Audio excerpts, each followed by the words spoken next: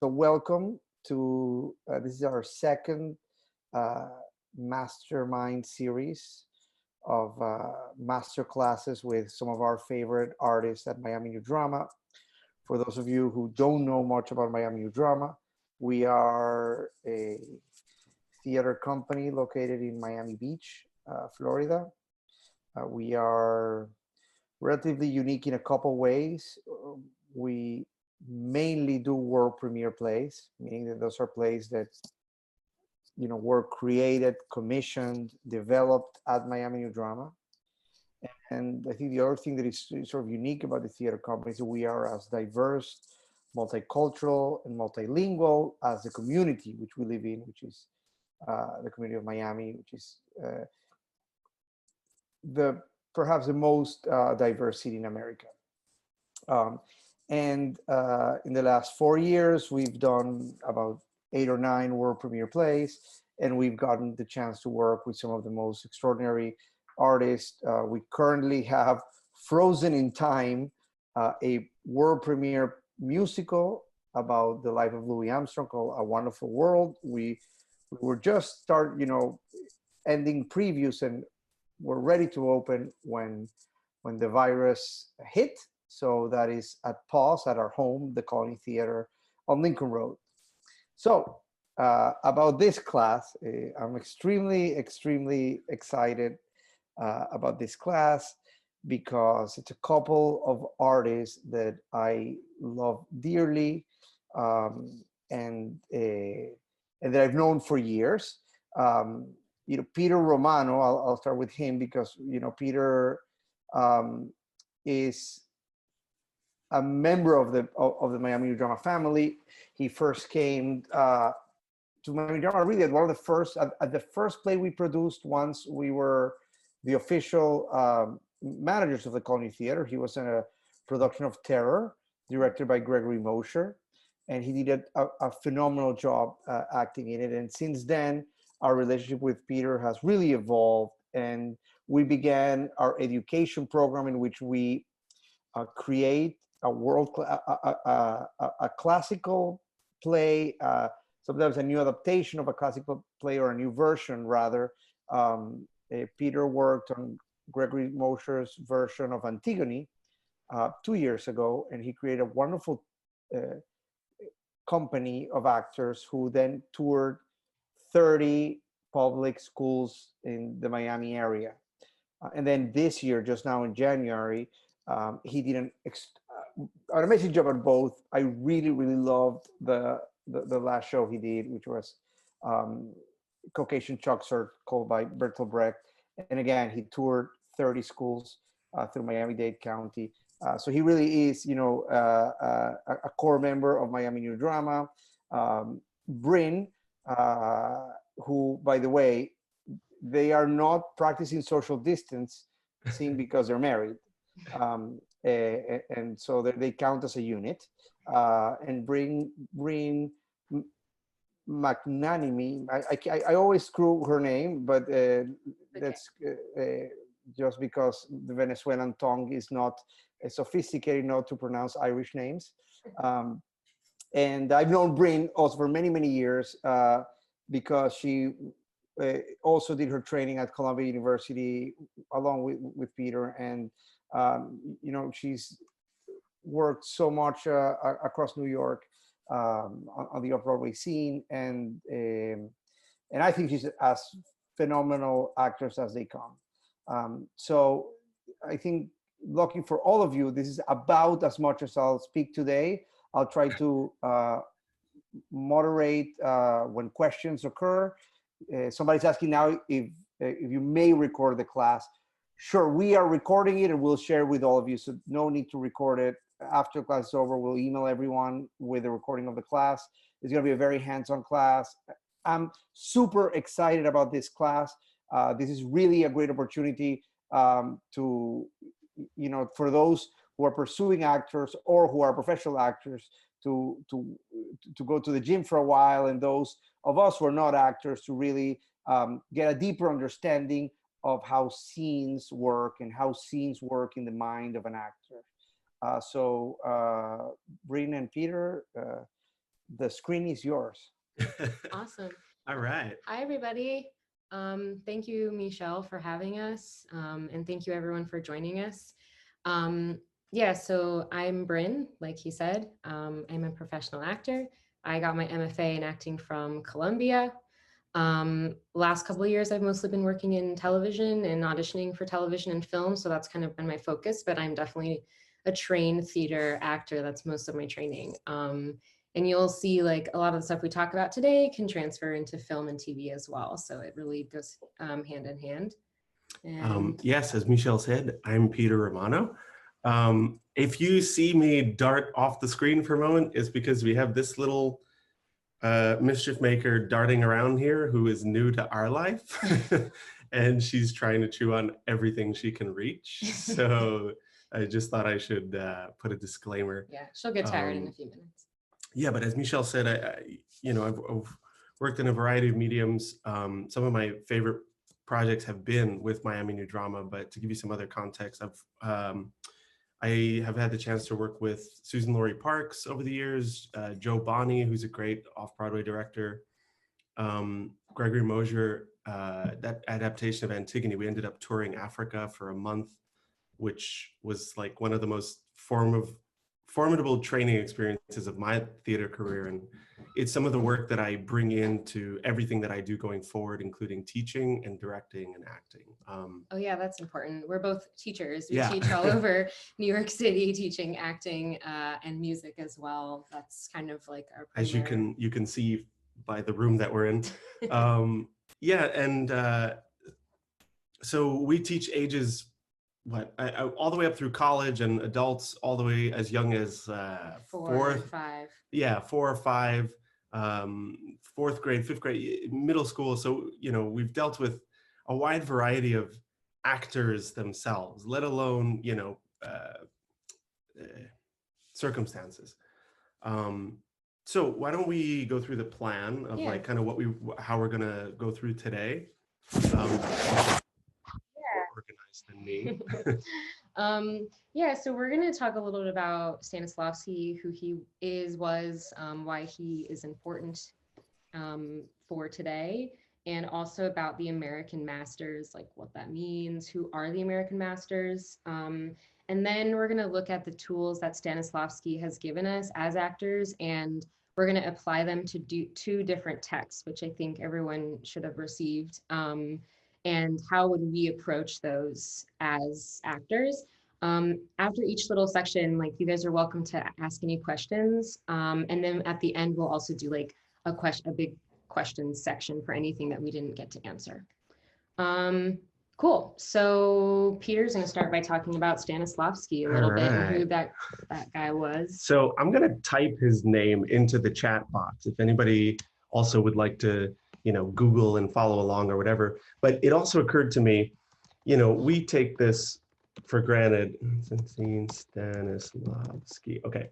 But a couple of students of mine last semester, did I? Oh, I only sent that to Paul. Okay, I'm going to send it to everyone. You're welcome. Yeah. Yes. Here, you type it. I'm going to type. All right. It occurred to me because last semester, one of my students thought his first name was Stanis and his last name was Lavsky for like the entire semester. It was amazing. So I was like, you know what? I had better, let's like use his full name, Konstantin Stanislavski. And he was an actor first. And then he transitioned into directing theater and producing theater and founding the Moscow Art Theater, which is one of the most prominent theaters to come out of Russia. I should say he was born in Russia, grew up in Russia, in the theater scene there.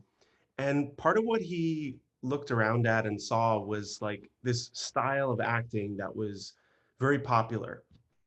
And it led him to create his own technique and his own way of thinking about acting that really started from the inside of the actor. Inside out versus outside in. Yeah, so before him, Delsarte was really popular, and Delsarte was this French, he was mostly a dancer, and his basic belief and training of actors and performers was like, okay, So if I put my body into a certain state, right? If I am in this particular position, it's going to evoke this emotion in me of sadness or grief or thinking, right? Yeah, And thinking. you can look, you can even Google here. I'll type Delsarte's name as well. He has these drawings, these crude sketches that come up, and it's of actors in all these really, you know, formal sorts of positions. And Konstantin Stanislavski was growing up and watching this school of acting happen around him. And he was like, well, there has to be a better way, because it seems pretty hollow. It seems like, okay, just because your body's in this position doesn't mean you're really living truthfully, right? Doesn't mean you're really thinking and pondering it to the depths that the character is. So he started to place the importance on the inner life, justifying these outward gestures, right? I'm going to read a quote of his.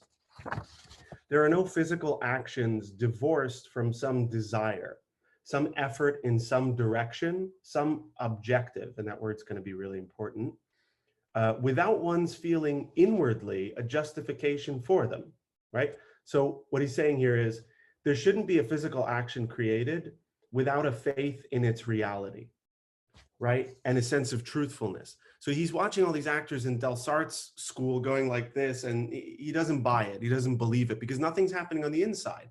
It's just posing, right? So that leads him to really develop a school of thought around it. What he calls his system. Yes, his And system. This system is what actors around the world still, well, in Western theater, still use today. If you were to study acting anywhere, like undergrad, grad, high school, a class, a scene study class, this is the first thing you probably would learn about. And even if it's not directly by name, right? Even if it's not directly, okay, this is Stanislavski's system, you're still going to work with parts of it. The tools that he introduced, they don't change. They have different names, but essentially what they do, they don't change. Yeah. I like to compare acting, because it's a craft, right, to carpentry sometimes. So for example, I can show you how to use a hammer to build a table, right? Could you use a shoe? Probably, right? To hammer in some nails. It's not going to be the best tool for the job, right? You want to call a hammer a shoe? Sure, change the name. It doesn't matter. It still does the same function, right? And you're still building something. And then once you learn how to use that tool, you can take it and apply it. Okay, we're not building a table today. We're building a chair. We're working on Shakespeare.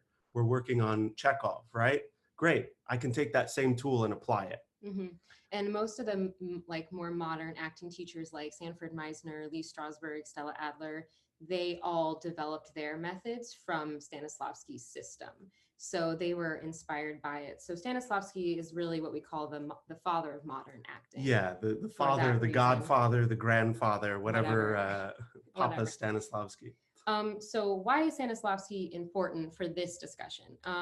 Because what he was doing really influenced American theater a lot in the 1900s and obviously now today.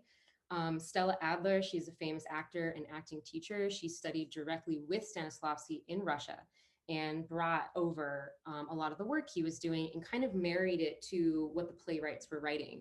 And like, if you think back, psychology and sociology were not really things that were around much earlier than this. Like those sciences were just coming around. Freud was pretty new at the turn of the century. So playwrights and actors then started to see that and go, oh, we can really bring some more inner life by looking at some of that.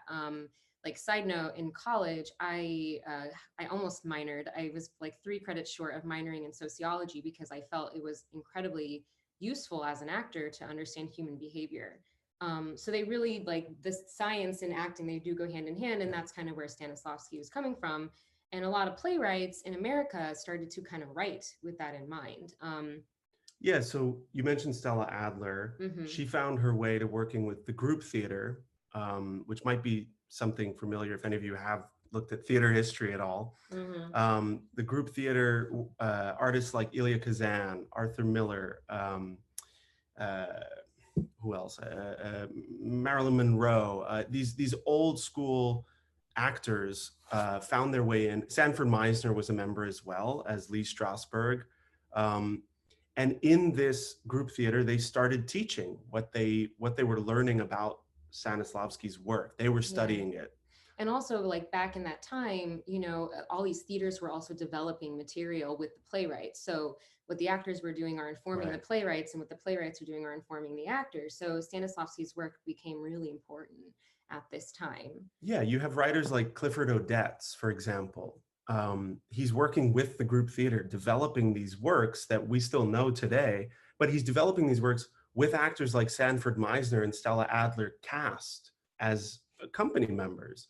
So, you know, they're directly applying what they're batting around with in this kind of laboratory school setting to this playwright's work and enhancing the playwright's work. And in turn, he's writing work that's going to enhance their acting ability, right, and their technique. So like Brynne said, it's this like symbiotic relationship. They start, one hand holds the other. Yeah.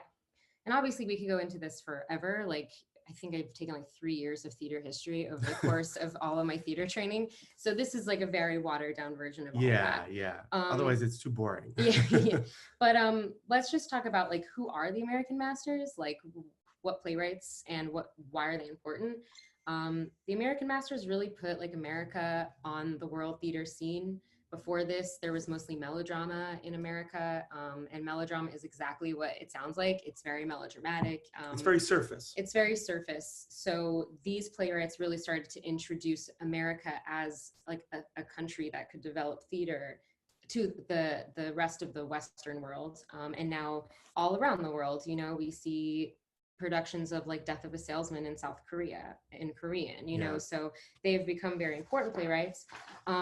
They helped establish like Broadway as we know it, alongside like the musical theater scene.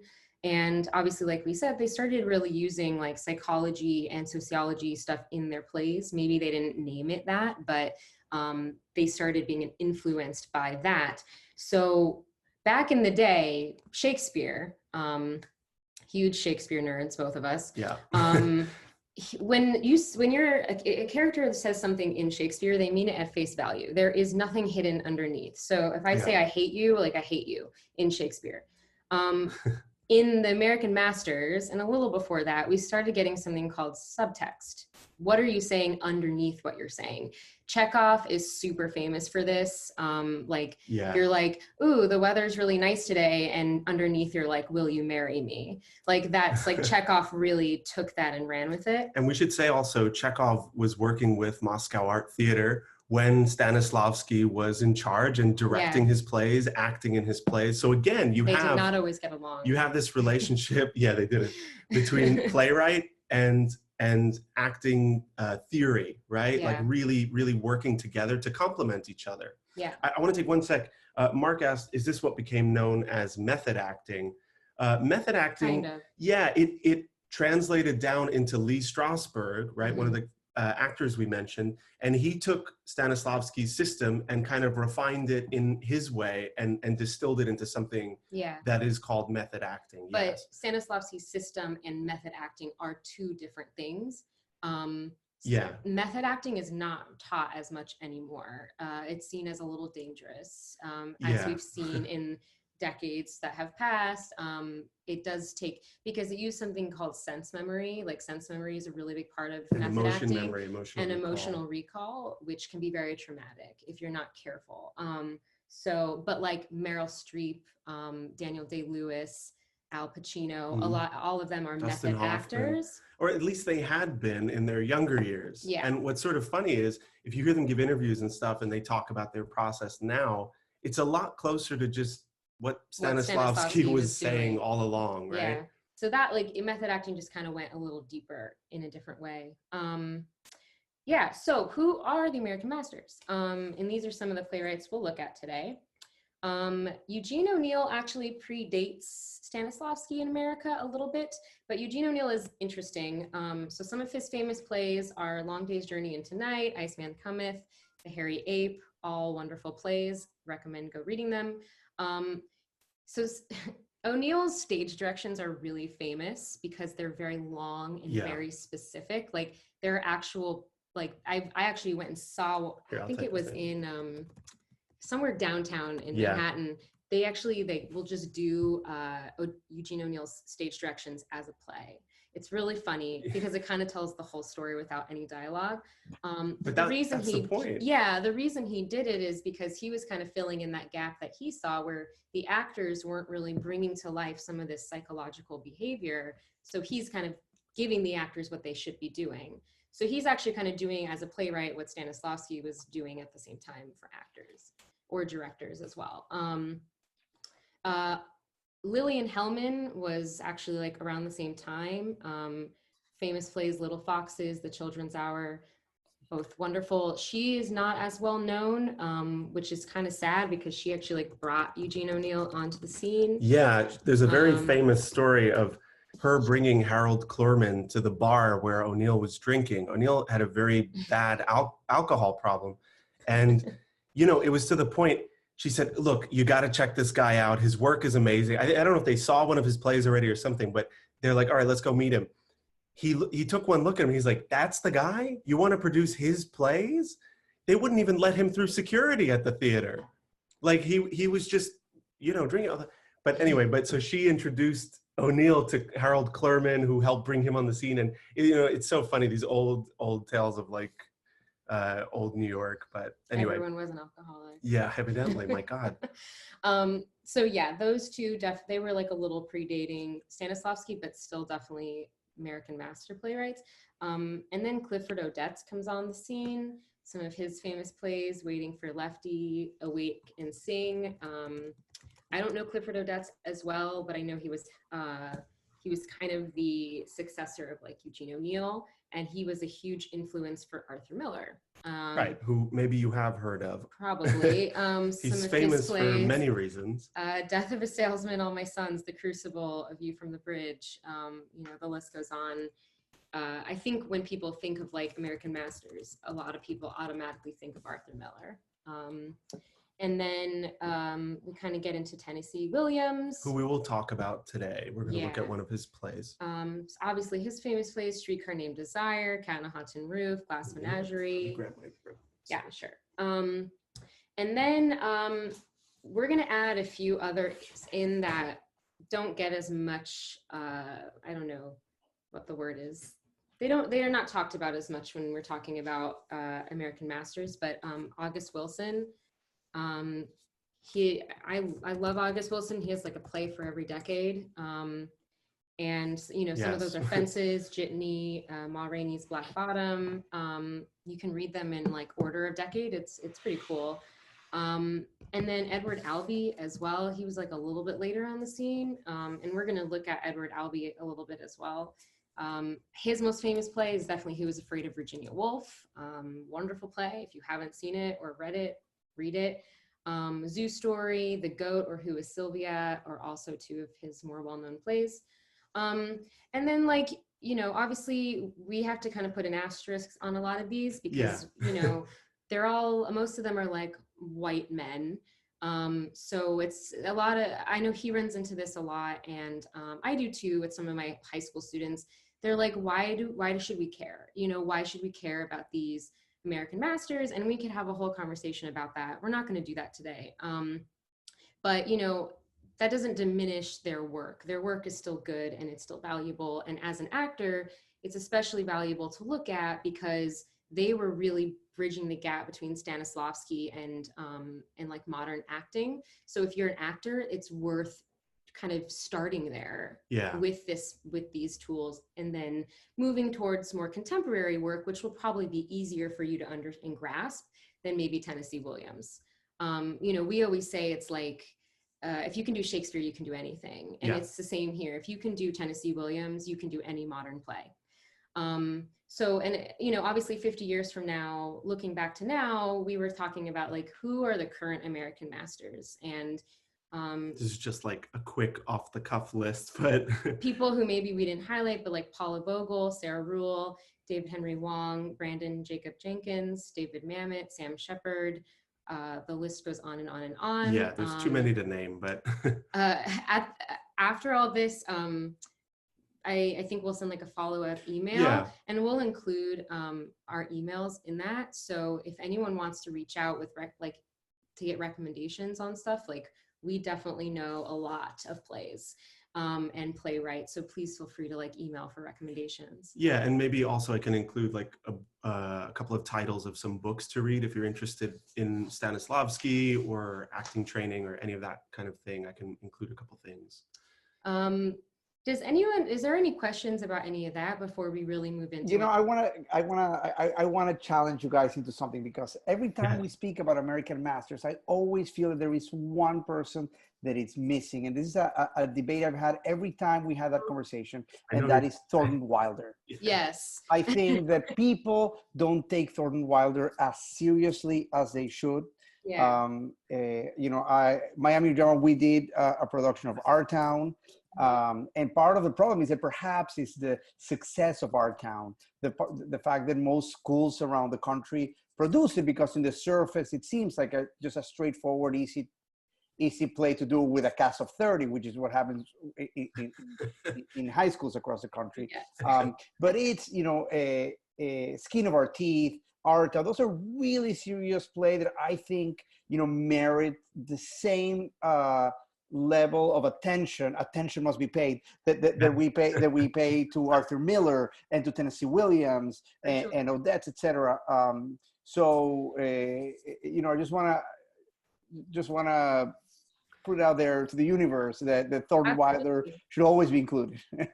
Thornton, for sure. And Our Town is like one of the great American plays, for sure. Like, and that's the reason that everyone does it. In all the not because it's like easy to do, it's just it's a great play, and it is, you can have a huge cast, so high schools can easily do it. Much like The Crucible, which is the other like high school go-to.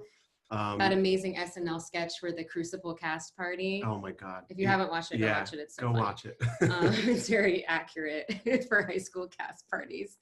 But yes, that's a great point. I think Michelle, to speak to your point, I think it's partially because his work, what he was doing with that play, like, was not what these other guys are writing what we call like kitchen sink dramas, right? Like, you can, in other words, the kitchen sink is on stage. It's about family stuff. It's about personal lives, and it's really on display. Thornton Wilder is saying, there's no set. Right.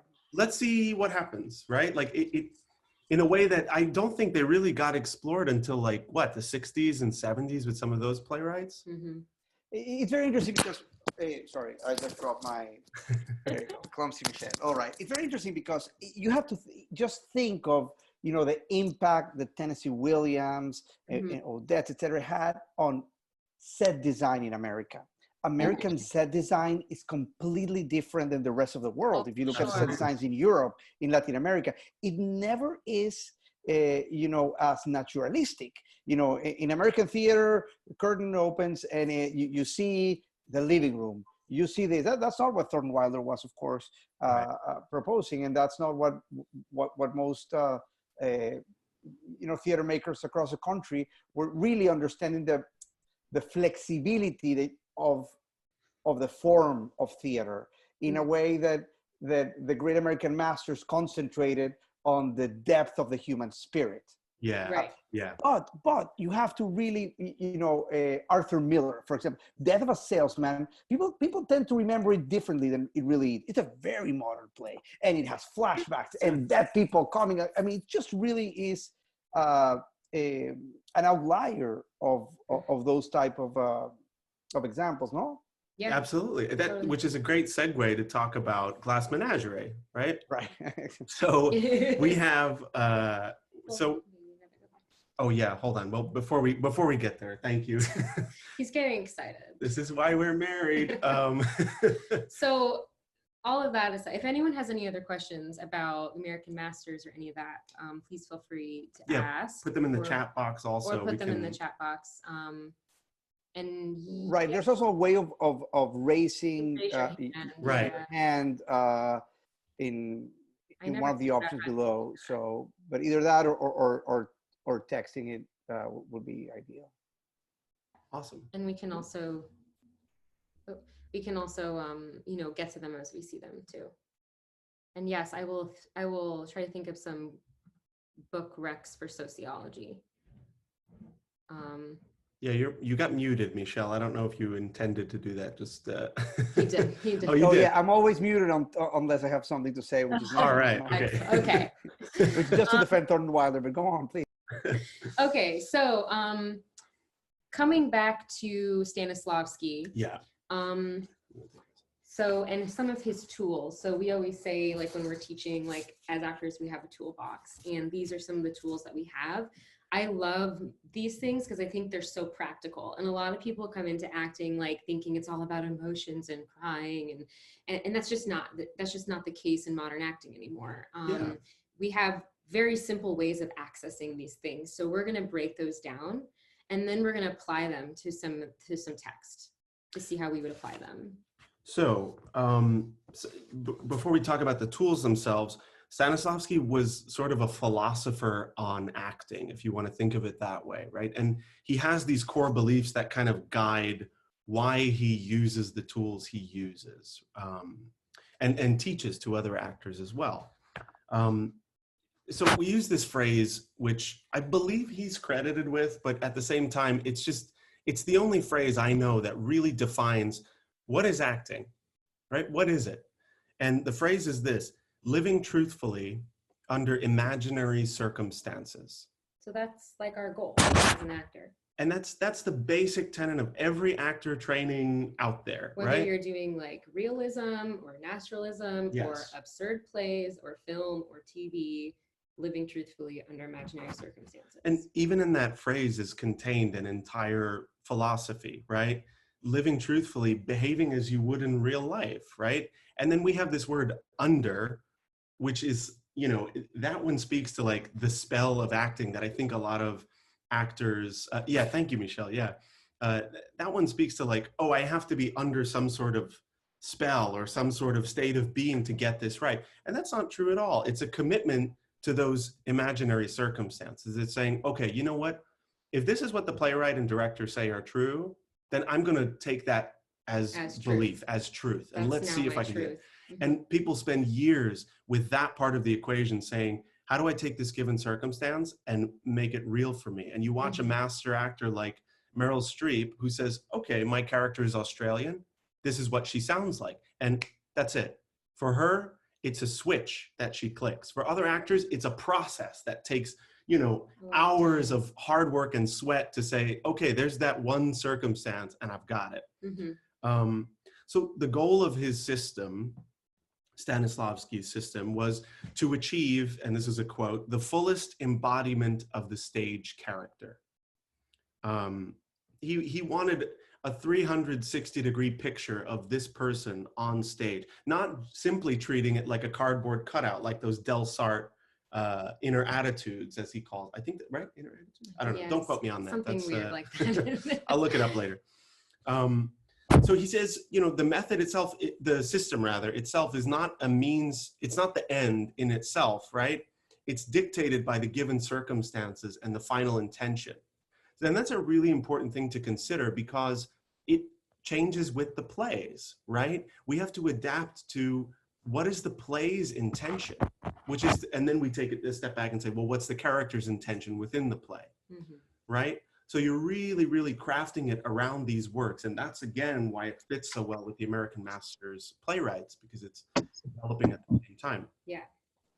So one huge concept he introduced, and I'll type this phrase out into our chat box, is the magic if, okay? And basically, Stanislavski is asking one simple question. Okay, if I were in this situation, how would I behave? What would I do naturally? What is my impulse in this situation? And then when you start to take on more and more of the circumstances of what's going on with the characters and removing that gap between you and the character, then you are living truthfully under those circumstances and saying, okay, if I'm in this situation and I'm Willy Loman, this is how I'm going to behave. This is how I'm going to treat my wife if she's talking down to me like I'm going crazy. I'm not going crazy. I have my sanity, right? And it's the justification for everything that can happen on stage. And he says we can pass from the plane of reality into the plane of possibility, right? Which is, again, an important phrase. So, okay, here come the tools. So the first important, here, I'm going to type it. Why don't I type it? Please, thank you. I'm faster. The first important tool is the given circumstances. Now, very simply, what are given circumstances? They are the facts and conditions that are given to you by the playwright, or sometimes the director will impose a circumstance or two. Yeah, so like if you are doing I have a question. I have a question. I have a question. I have a question. I have a question. Oh, who's that? Hold I on. just forwarded. Hold on, we have, Can you go to the oh yeah, hold on. Let's keep it professional. I think that was Paul Catledge. Okay. There we go. All right. So Wait. so do we have a question, or can somebody either raise their hands or type their question, and then we probably can get around to you asking it, or to us reading the question and responding to it. Yeah. We'll move on, and then we'll just see if Yeah. anybody is. So if the director gives a given circumstance, it would be, you know, like if you're doing like Romeo and Juliet set in New York, right? Like New York would be a given circumstance at that. It's not something given by the playwright, but it's a world that the director has now created. So it's important for you as an actor. Right. So even looking at the situation we're in right now, one of the given circumstances is we're face to face on Zoom, right? If we were in a play and the director, you're on stage with a laptop, well, there you go. There's a given circumstance for you. Yeah. So the given circumstances are like the who, what, where, when, why of the play and your character. If you're looking at the whole play as like one big thing, you're going to have a lot of given circumstances. Like, who are you? What's your age? Where do you live? Where were you born? Who is your family? What's your relationship to your parents or your sisters or your friend or your lover or your husband? Those are all given circumstances that the playwright has probably given you. And those are the first thing you really want to look at as an actor. Now, one of the important reasons of looking at these is Stanislavski also introduced this concept of motivation, right? So what is motivating my character to do anything? And these given circumstances are that, right? They fit hand in hand. For example, we can talk about Death of a Salesman, maybe, right? If you're playing Biff, who's Willie's son, he is watching his father go through this mental turmoil and dementia, right? And his mind is sort of breaking down right in front of him. That's a given circumstance, but it's also a motivating factor. And if I'm Biff, I want to go, well, what do I do about this, right? How do I deal with this new circumstance? The example I always like to use is there's smoke in the room that you're in, right? The temperature is unusually hot for this time of the year. You can hear the sound of footsteps out in the hallway. These are all circumstances, but obviously they're leading in a certain direction, right? We think maybe there's a fire going on, right? So that's going to motivate me to do something. Yeah, it's not enough just to be like, oh, I'm 23 years old and I was born in Brooklyn. That is helpful for you, but if it's not motivating something, it's not usually useful. Exactly. So part of our job as an actor is sometimes to kind of like go through what's important and what we can leave. But we always want to know everything that we can about the character that the playwright can give us. That can also be things that people say about you or something you say about yourself. I know like when I'm working on a character, that's one of the first things I do. I write down all my given circumstances and I like circle lines or write down lines of like things that people have said about me or things that I've said about myself. So if I say like, I'm super depressed, that's a given circumstance that might motivate me. Maybe it doesn't. And the beauty is every actor is going to use those given circumstances very differently. And that's why we see different portrayals of the same character. And they're all equally valid. I'll give one more little tidbit on this tool. Peter Brook, who's the great theater director of our time, he likes to call these given circumstances suggestions on the actor's imagination. And I think that's a really great way of looking at it, especially from an actor's point of view, because you're really saying, okay, I'm going to suggest this thing to you. The play is suggesting this thing to you on your imagination. It's up to your imagination to envelop it, right? And to embody it. That's where it begins. So what does it begin to do? It motivates us. And what does it motivate us to do is pursue something, right?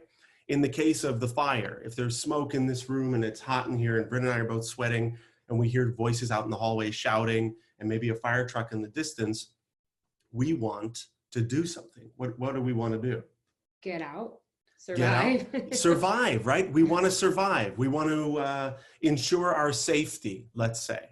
Yeah. Now, this is probably Stanislavski's biggest gift to actors, and he calls it the objective. And the objective is basically what the character wants, right? What are they pursuing? Mm-hmm. And this can change throughout the play. Yeah. It can change, usually it doesn't change in a scene, but it can. It can. If new information is introduced. Yeah, so what do you want? And it's usually what do you want from another person? Yes. Usually. So, for example, here's another, this one's from Mamet actually, right? I have the quote memorized, but I will sort of bastardize it because it's Mamet and who cares? So he says, we know in real life, we know what it means when a person has an objective.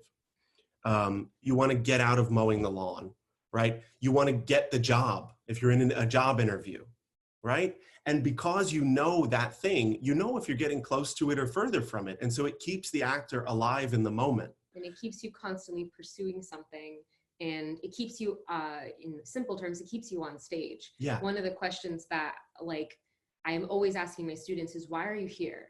And that's really like, what do you want? And a lot of my especially my young students are like, I don't want to be here.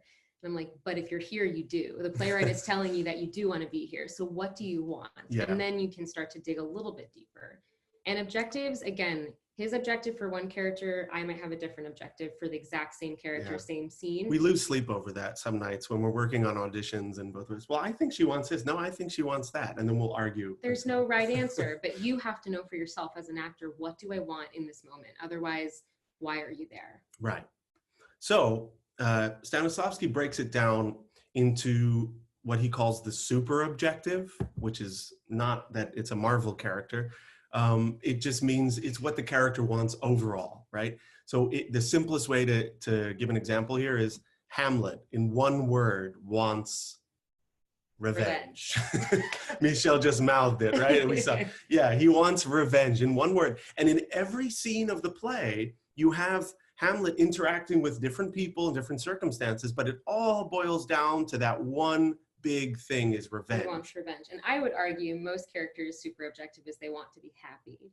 It's just happiness looks different. So for Hamlet, he thinks revenge will make him happy. I like, yeah. Ultimately, I think that's everyone, but that's not specific enough to really motivate us. Right. So you can't just be happy, right?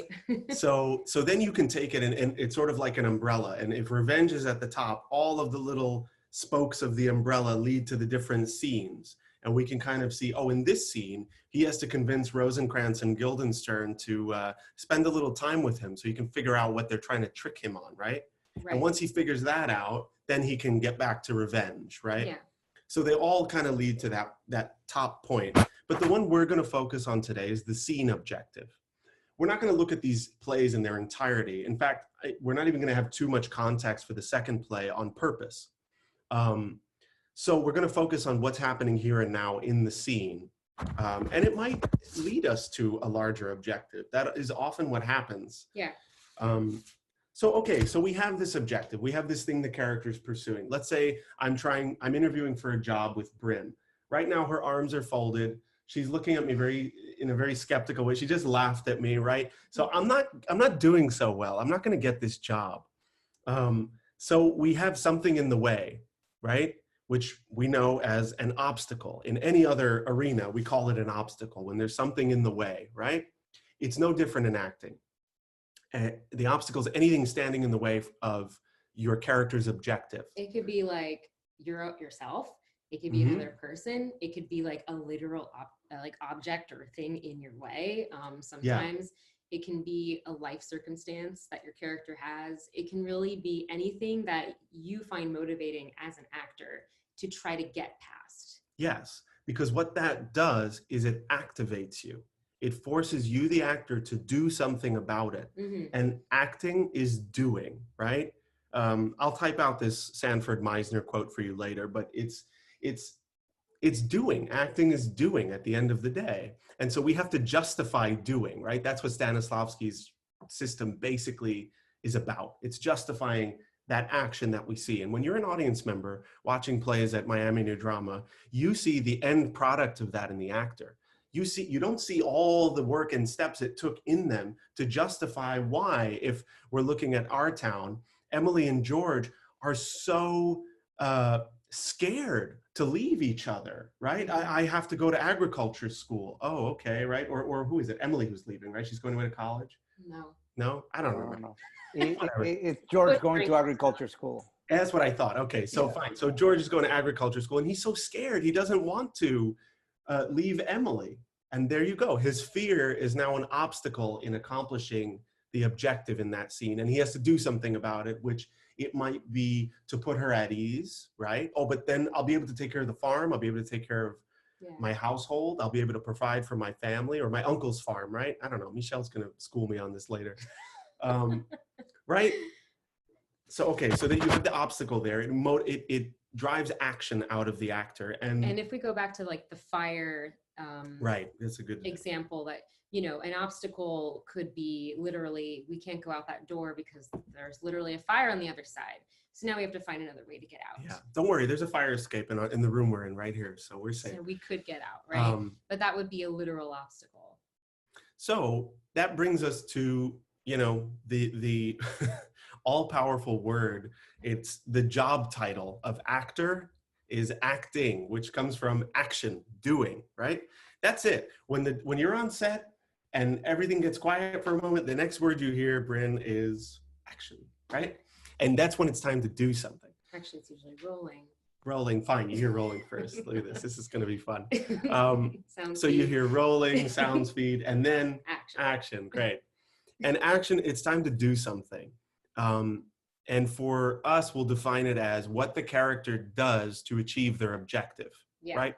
And that includes overcoming these obstacles. It also includes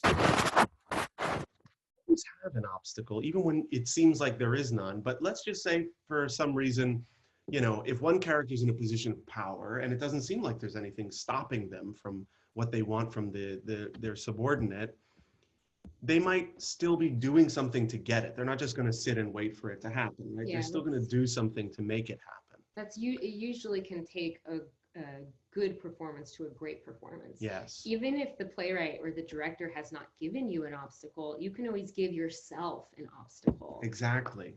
Actors also, like a lot of us, like to have secrets that we have on stage that makes it a little interesting. That maybe information you didn't get from the play, you're filling in those given circumstances of like, I'm in love with my boss. You never hear about it in the play and it doesn't matter, but it could be an obstacle and it could actually help make your life on stage a little bit more interesting, even though the audience will never know that that's an obstacle or a secret that you have. So with actions, these are always in a verb form or a to something form. So like to beg would be an action. Maybe you're begging someone to forgive you. To mock, to make fun of, to calm down. These are all actions that we use to try to get where we want and overcome our obstacles. So right now, the circumstances we're in are, Brynne and I are teaching a workshop.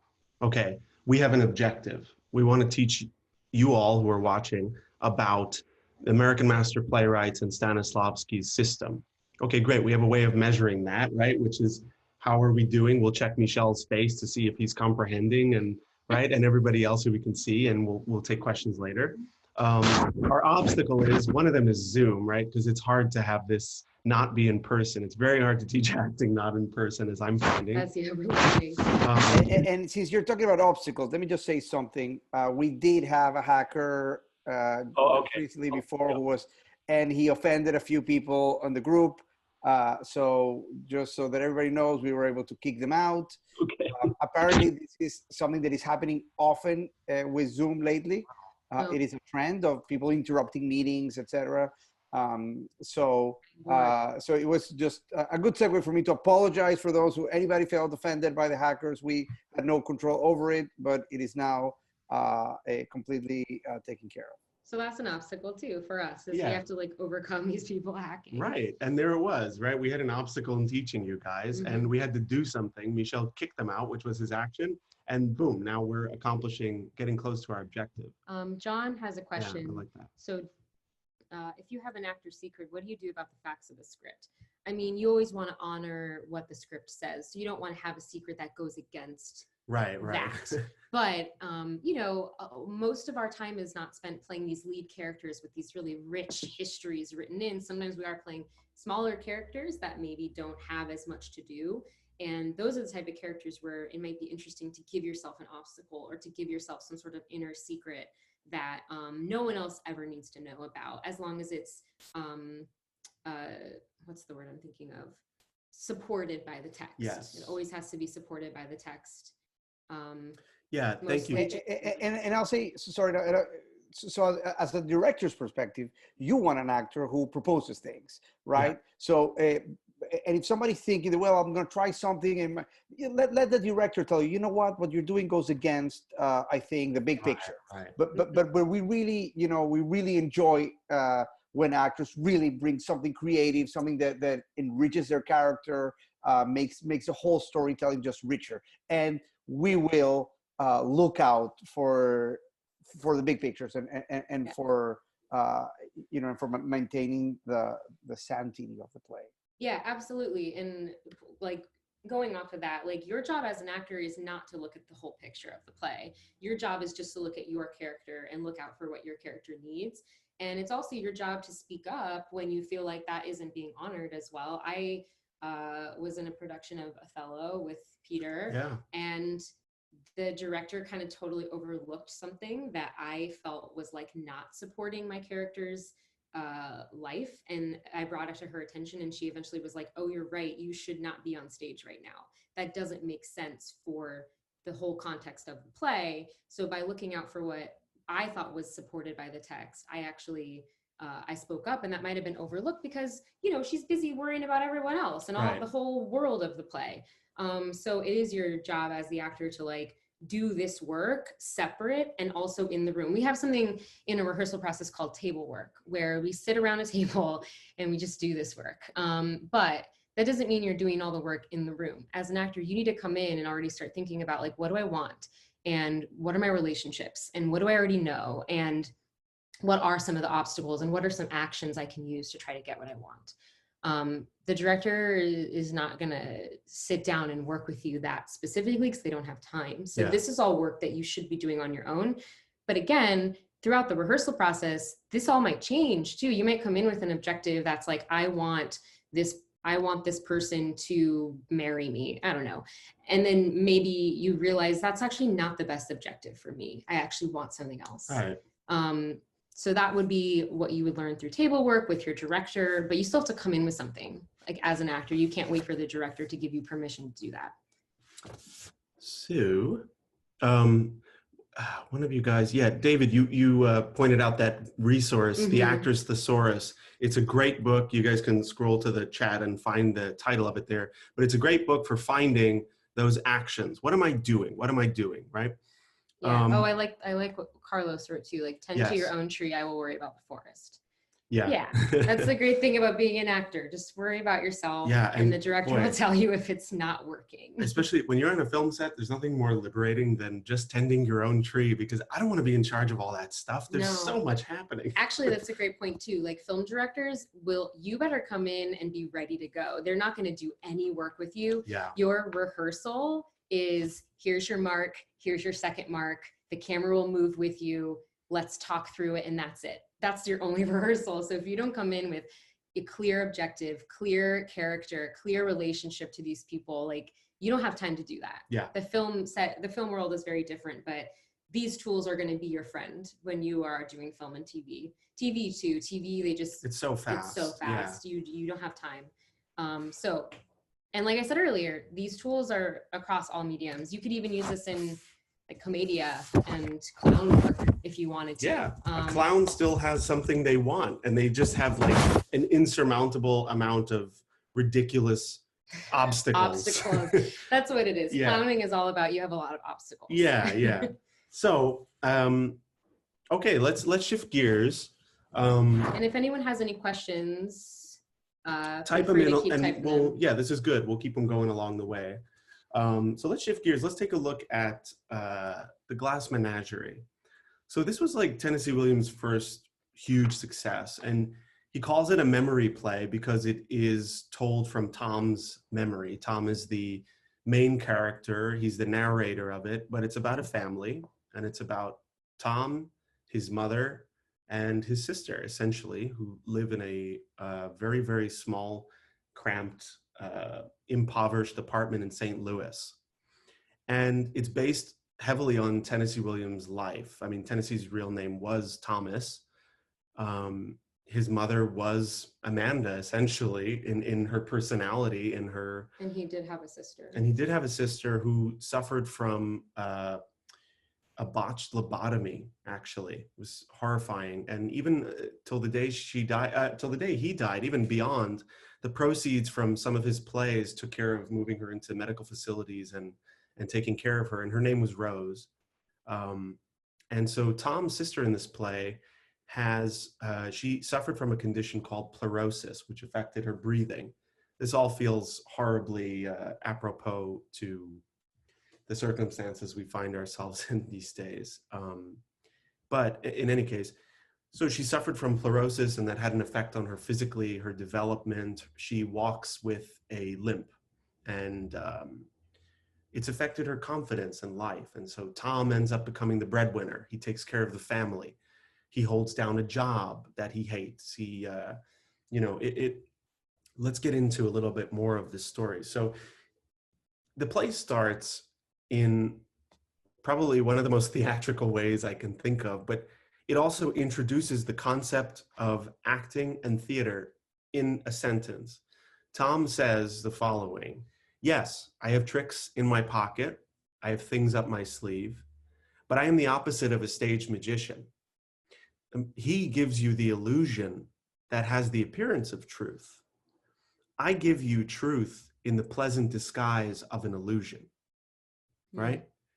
It's a wonderful way to begin this. And then he says, "To begin, I turn back time." Okay, boom, now he's narrating the play and it's happening. But yeah, I mean, that's theater and that's acting in a nutshell. I'm gonna give you truth under the guise of this illusion, right? Living truthfully under imaginary circumstances.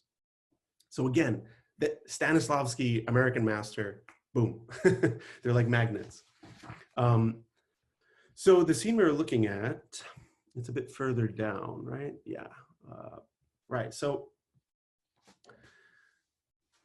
oh, we have a question. I like this. Would you suggest the best way to mesh everyone's process together during the rehearsal process? For example, rehearsing with actors who, let's say, use tactics, others who use a process responding in the moment, someone who uses emotional recall, right? No, this is a great question because this is what you're forced to do professionally all the time, right?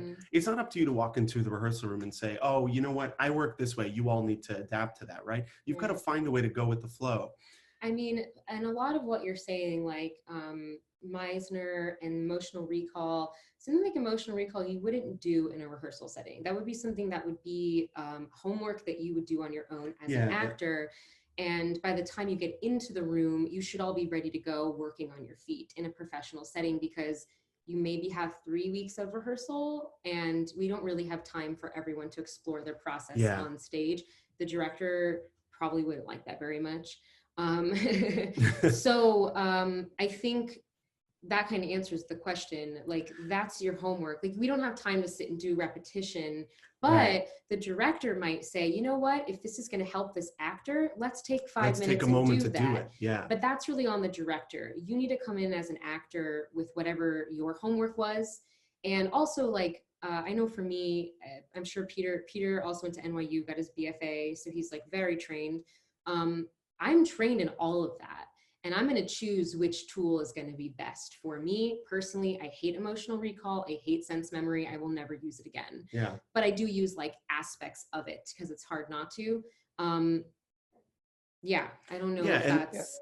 Let me just say something from a director's perspective. And I think Brynne mentioned this. We really have, in professional theater, we have 3.5 to 4 weeks to sort of figure everything out. So in the same way that actors come in off book by, the second week or so, that means that they are doing a ton of work in their own home, and in their home, they also have to figure things out.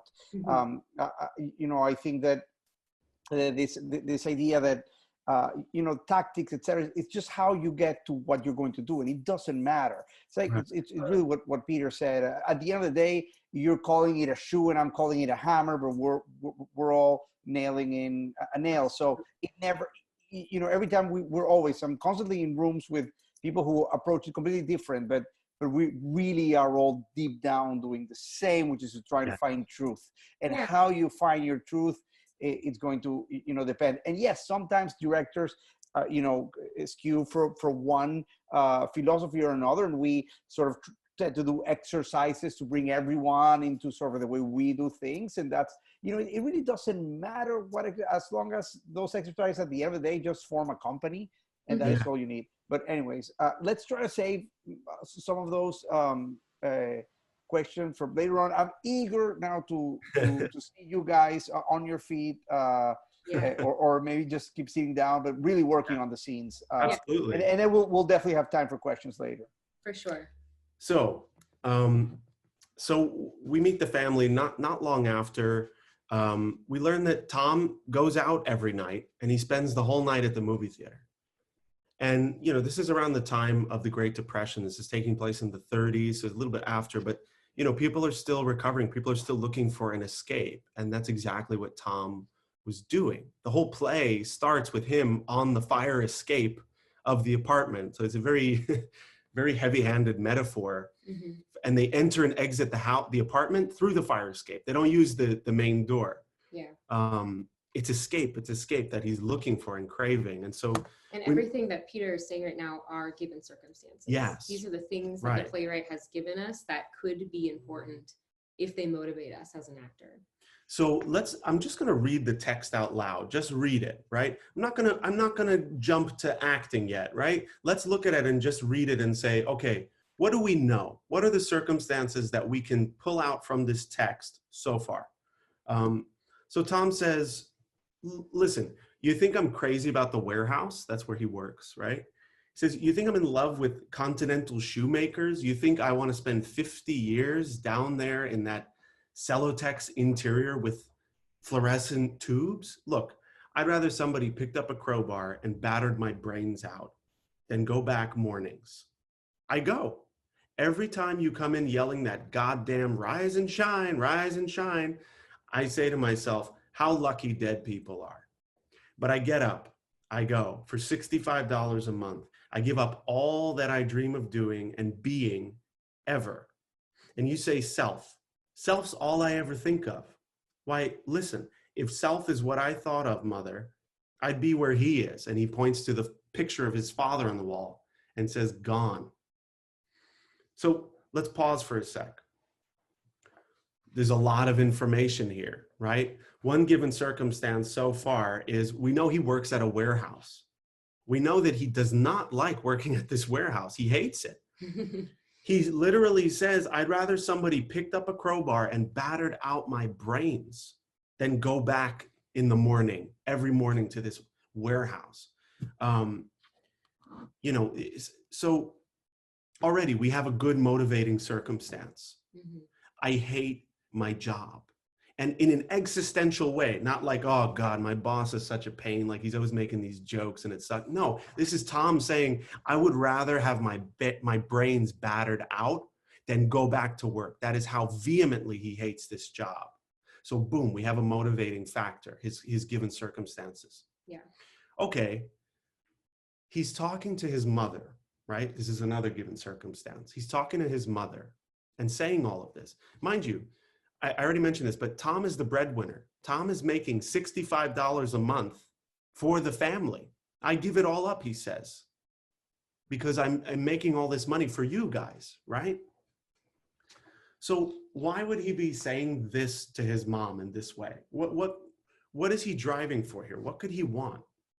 Like, what is his objective? What is his objective? Yeah, let's phrase it that way. Sure. Are you asking me? I guess I'm asking you, yeah. I'm the student. What does he want? I think he wants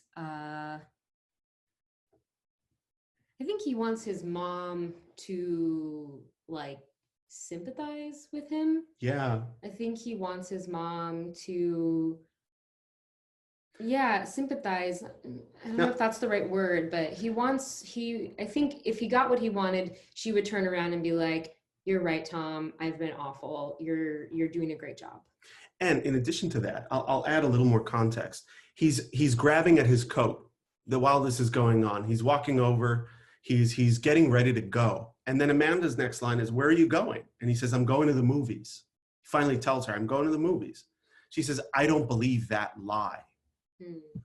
So she doesn't believe that he goes to the movies every night, because she asks him in another scene, "Where do you go every night?" He says, "I go to the movies. I go and I sit and I watch movies. I need to de-stress, to get rid of that." And she finally calls him out and says, "I don't believe that lie." Yeah. So taking it a step further, right, what Brynne said, sympathize with him. If she sympathizes with him, she might, what? She might let him go? Yeah. She might get off his case? You know what? Go to the movies. You do what you have to do. Have a great night. I'm not going to bother you until the morning. Thank you. You're a wonderful son. I love you. Here's 5 cents. I don't know. I think that ideally that's what he would want his mom to say. Yeah. Unfortunately, he doesn't get what he wants. Right. And the playwright tells us. Most of the time, we do not get what we want. Yeah. Like about 90% of the time. Our characters do not. And that's what makes good storytelling. So he goes on, and then he turns back to her and he says, "I'm going to opium dens. That's what I'm doing," right? He says, "I'm going to opium dens." Yes, opium dens, dens of vice and criminal hangouts, mother. I've joined the Hogan gang. I'm a hired assassin. I carry a Tommy gun and a violin case. I run a string of cat houses in the valley. And now, looking at this text, none of these are true, right? So what's happening here? Now what is he doing? Yeah. I think he wants his mom to just get off his case. Right, and he's using sarcasm, right? The text is sarcastic. He's using sarcasm to do it. But let's get even more specific, right? Yes, it is. It's very real. And again, right, this is what these playwrights were trying to show life on stage. And Stanislavski's showing real life on stage, the fullest embodiment of the character. Yeah, and Carlos said, he maybe he wants validation. Oh, totally. right, yeah. Yeah, like he wants validation from his mom. That he is doing his part. He's doing more than his part for his family. And he goes on, he says, "I'm leading a double life, a simple, honest warehouse worker by day, by night, a dynamic czar of the underworld, mother. I go to gambling casinos. I spin away fortunes at the roulette table. I wear a patch over one eye and a false mustache. Sometimes I put on green whiskers. On those occasions, they call me El Diablo. Oh, I could tell you things that would make you sleepless. My enemies plan to dynamite this place. They're going to blow us all up sky high some night. I'll be glad, very happy, and so will you. You'll go up on a broomstick over Blue Mountain with your 17 gentlemen callers, you ugly, babbling old witch." That's how it ends. And he grabs his coat rips, he gets so frustrated, he throws it, and it rattles the shelf of his sister's glass animal collection. Yeah. Which is the glass menagerie. That is her prized possession. It rattles the shelf, and there's a tinkle, there's shattering glass, and she cries out, this sister, "Oh my God." Yeah. And something I just want to point out, because like just hearing Peter read that, I was getting exhausted, because it's a lot. Like it's a lot for an actor to have to do and motivate, which is why it's super important to make sure that your objective and your motivation is enough to get you through a whole speech like that. So like usually with especially my young students, I'll try to get them to go to the extreme with their objective. Like I want to survive, or I want I want this person to marry me, something that's very motivating, because that's going to be the thing that keeps you going and going and going. Otherwise you're going to like flatline like halfway through that speech. Also, like side note too, this is why actors do voice work, because we have to be like, our instrument is our body and our voice. Yeah. And you can't get through that 8 times a week without having not only the motivation factor, but also the voice work that's going to back that up, so you're not hurting yourself. So to break this down for the tools a little bit more, okay? So given circumstances that we're playing with, he busts his ass for his family. He makes $65 a month, sacrifices his own dreams of everything he wants to do with himself for his family, for work. The other factor is he's just said, no, I'm leaving. I'm going to go out. And his mother says, he says he's quitting his job also too, right? Mm-hmm. Just before this. And she says, you have no right to jeopardize your job. That's our security, right? That leads us, he's really driving for this objective of, I would phrase it like, I want you to let me have this. If I want to go out, let me have this, right? Let me have agency over myself is really what it is, right? Yeah. And simply let me have this is how that's how I would phrase it. Yeah. And his obstacle here is also convincing his mother. His mother is so vehement and stubborn to the point that he says, I'm going to the movies. And she says, you're lying. You're a liar. Yeah. Amanda is a huge obstacle for both of the other main characters in this play, for Laura and for Tom. Huge and boom, obstacle. We have an action now that Tennessee is giving us, right? He is exaggerating, right? His action for this second half is exaggerating. Oh yeah, I'm going to opium dens. Yeah, I'm going out. Oh, I wear an eye patch at night. Sometimes I put on a green mustache. And actually all of my enemies are going to come and blow up our apartment one of these days. Yeah. Some of it, maybe he's mocking her. Mocking her can also factor in there, right? And then it ends with insulting. He's insulting her deeply. Mm-hmm. Go fly over, you'll go up on a broomstick over Blue Mountain with your 17 gentlemen callers, you ugly, babbling old witch. It is so cruel. I know it's funny, but it's also cruel, right? It takes him getting to that point for it to snap, right? And the conflict of the scene builds and snaps right there, and then he leaves. Mm-hmm. So looking at our analysis here, oh yeah, here we go. Do you think it'd be easier for... Jade, that's a really good question, and I think we can answer it at the end. Yeah. Because I am a singer, so I can definitely answer that for you. Gotcha. So does the specificity help you? Absolutely. Specificity is everything, right? Any performance, I think, and Michelle, you can chime in on this too. Directors are always going to get you closer to specificity, right? Everything, it's just a nudge in the direction of being as specific as possible because you're telling a specific story. Yeah. Right. Yeah. And what John is saying too, like, does it help you with the sarcasm? That's a great point, because a lot of people, I struggle with this because I'm a very sarcastic person.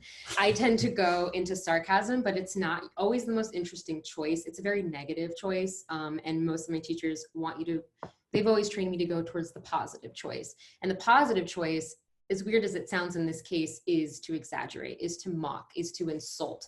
Those are things that I could do right now that are maybe going to sound like sarcasm to an audience, but I am actually doing an action. Right. Because if I were to say, sarcasm is a difficult one, because if I were to say, like, be sarcastic, you probably could, but it's being, it's not doing, it's not very active. Yes. Right? When we are being sarcastic, attitude. We are doing an action. Yeah. And really we're trying to get to the heart of what is the underlying action of sarcasm, which is usually you're making fun of that person. Just depends on what level you're making fun of them. And that helps you get more specific. And within this speech alone, I would say I would have at least 3 or 4 different actions that I do. You don't want to have one speech where you're just making fun of her the whole time. Right, that gets a little tired. So that's why actions are important. Your objective, what do you want? Your obstacle, what's in the way? And your actions, how do you get what you want? Well, he wouldn't keep going on if he got what he wanted halfway through. That's a great point. I always say this to my students, to everybody, is like, why does the character continue? If he says, listen, you think I'm crazy about the warehouse? You think I like working with the continental shoemakers? You think I want to spend, and goes through that litany. And he says, you know what? I'm going to the movies. If his mother turned around and said, you know what, Tom, why don't you go out? Take a couple bucks. Treat yourself, take yourself out. But she doesn't do that. She says, I don't believe that lie. So he has to go on because he hasn't gotten his objective, right? Yes. He hasn't gotten her to say, you know what? I'm going to let you have your life. I promise, right? And give that to him in this moment. Yeah. She doesn't. So he has to continue. And also, he hasn't gotten what he wanted, his action let's say, I don't know what an action could be for this first part of the speech. Maybe Let's say teaching. He's trying to educate her. I Yeah. like educate because it sounds a little bit more like you're talking down to them. He's trying to educate her. And then she turns around and is like, well, I don't believe that lie. Well, okay, so educating her didn't work. So now what can I do? Now I'm going to ramp it up and I'm going to insult her because maybe that will get what I want. He doesn't get what he wants ever. Right. Poor Tom, he doesn't. He has to take it at the end of the play. I'm not going to spoil it for you all. You should read it. If you know the play, you know. Yeah. But that's kind of the beauty. And I mean, again, going back to psychology and sociology, as human beings, we never stop trying to get what we want. We just change how we go about doing it. And that's the same thing as a character. Your character is just as three-dimensional as you are. And you have the added benefit of being an alive person who can think and make choices. So the more specific with your actions you can get, the better. So we have him starting at the top. He's educating her. He could also be, sometimes I phrase actions more than just one word, right? Like wake her up to the facts, right? Mm-hmm. Crushing. Oh, I like that. Crushing her. Wants to crush her. Ooh, that's so good. Right. I also like to tell my students, like, you want to find an objective or an action that really speaks to you. And I like the idea of crushing her. That sounds just, or like to obliterate her. Something that's really violent is very motivating to me. Yeah.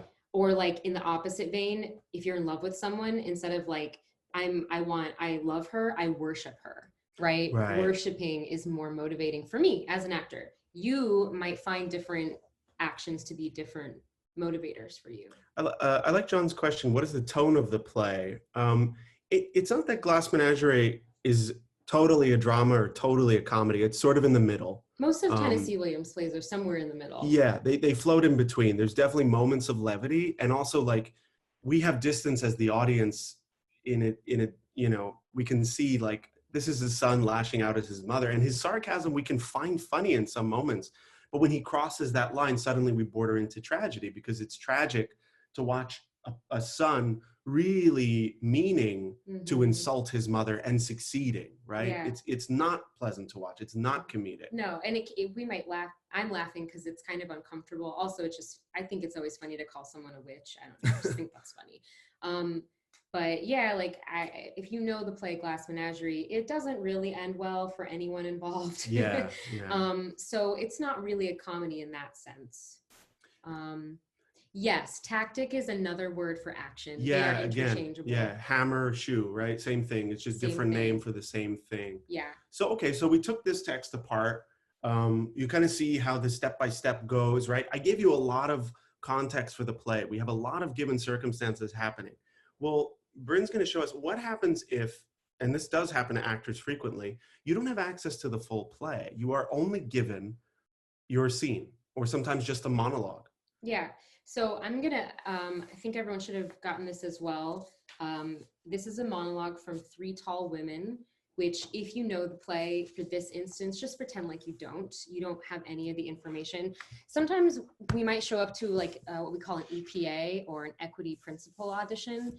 And sometimes they might give you text, and they don't always tell you ahead of time if they're going to do that or what the text is. Yeah. And it might be like if they're doing an EPA for their whole season, you might be coming in thinking, well, I'm really great for Glass Menagerie, but I'll never get cast in Three Tall Women. Personally, I'm 5'1". I hear Three Tall Women. I'm not tall enough to be in that play. But they might turn around and be like, can you do this monologue? And now you're doing it cold. Right? We would call cold, meaning you've done no preparation. Well, how can we use these same tools to have a successful audition or read of it?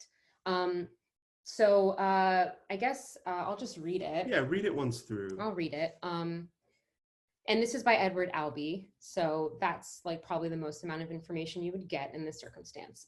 So this monologue. Is it like this? What about the happy times, the happiest moments? I haven't had them yet, have I? All done at 26? I can't imagine that. I had some, of course, some of what will probably be the happiest, even when I get to the point I can begin to think about looking back without feeling silly, though God knows when that will be, not feeling silly, if ever. Confirmation, for example, that wonderful time. The white dress mother maid, sis, all jealous and excited, jumping up and down while sulking at the same time. But even now, you see, I'm remembering. And what I'm remembering doesn't have to do with what I felt, but what I remember. They say you can't remember pain. Well, maybe you can't remember pleasure either. In the same way, I mean, in the way you can't remember pain. Maybe all you can remember is the memory of it. Remembering it. I know my best times, what is it? Happiest haven't happened yet. They're to come, aren't they? Please. And whatever evil comes, whatever loss and taking away comes, won't it all be balanced out? Please. I'm not a fool, but there is a lot of happiness along the way, isn't there? And isn't it always ahead? Aren't I right? Aren't I? I mean, all along the way? No? Please? So that's the whole speech. Let's say this is all you got. If anyone wants to answer this in the chat box, please feel free to do so. But what are some of the given circumstances that you know right away just from reading this monologue? And like I said, feel free to type it in and I will fill in whatever. I can be Yeah, also Peter can. There's one big one that we definitely know. She's 26, right? We hear her say that over and over. All done at 26. So she's relatively young. Right. We know it's a woman.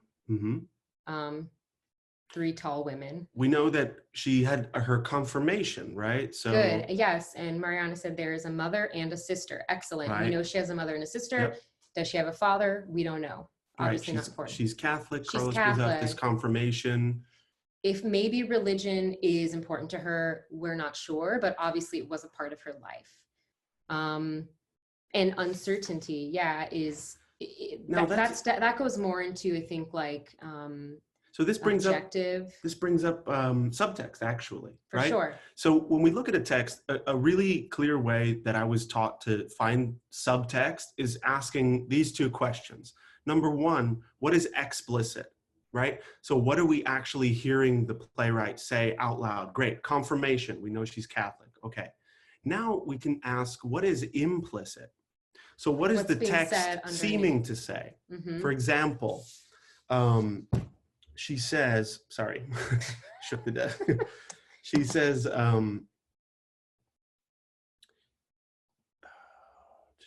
sis, all jealous and excited, jumping up and down while sulking at the same time. So implicit in that, so what is explicit is her sister is jealous and excited because she's jumping up and down at the same time. For me, I find an implicit in that sentence could be that her sister is maybe younger than her, right? That's not typically the way a mature sister would react when her younger sibling was going to confirmation. If you know when confirmation happens, which also she could be Protestant because Protestants also have confirmation. Right. You can decide that yourself. Confirmation is something that happens usually like around 13. At least that was the case Middle for school, like my family. Like that. And anything older than that, you probably wouldn't jump up and down on the bed. Right. So we kind of feel like her sister is younger than her. It's sort of implied in the text, right? Mm-hmm. Let me ask this too. Who do you think she is talking to in this monologue? We don't know. We don't have the scene. We don't know the play at all. Who could she possibly be talking to? And there is really no wrong answer here because in this case, she could be talking to a friend. Well, we do know that she's not talking to sis or her mother. Right? Because you wouldn't refer to them as, hey, you wouldn't refer to them in the 3rd person like that. Carlos, yeah, I agree. Someone older or more experienced. I get that. And maybe Carlos, you feel this way too. I get that because she's like, aren't the best times ahead?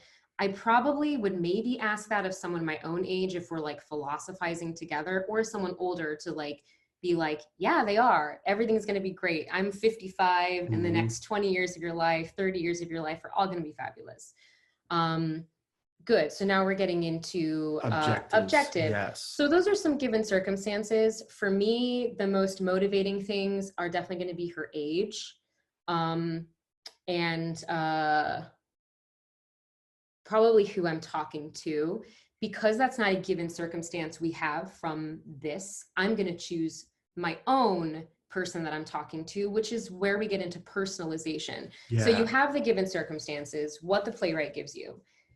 But a lot of the times we have to fill in the blank. We have to fill in the gaps that we don't get from the playwright. And that's where sense memory, emotional recall does come into play. I call it personalization. So if I was doing this monologue, I would want to, especially for an audition setting, I would want to choose someone to talk to that is really motivating for me. And in this case, I'm very close to my dad. I would probably choose my dad.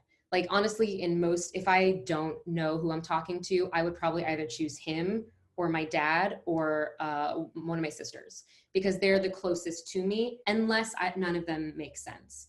But for you, you could decide in this setting, who's someone personal to me. We know it has to be someone around our age or maybe older. I'll get into the talking to herself thing in a second. So that's what I would choose for this. I don't know if who you would choose for this monologue. See, it's funny because I also tend to think she could be talking to herself here. Yeah. Right? It could be a soliloquy. Right. But even in a soliloquy, you still are active. You still want something. You're still doing something to get it, which is so important, because usually when I am helping a student with a soliloquy, I will still have them talking to somebody, because talking to ourselves usually gets us trapped in this weird like loop as an actor, where we kind of start to come in instead of welcoming the audience in, we start to close them off. If you're like a religious person, which a lot of my students are, I would say maybe you're talking to God or somebody who is like a spiritual figure for you. Sometimes if it's a direct address to the audience, I would say talk to the audience, like use them. But for just like a side note, never look directly at people when you're auditioning. Like, don't use them in the room. Unless they specifically ask, because sometimes they will. In this case, like I said, I would choose someone to talk to, because when I start to get into talking to myself, I start to not be a great actor.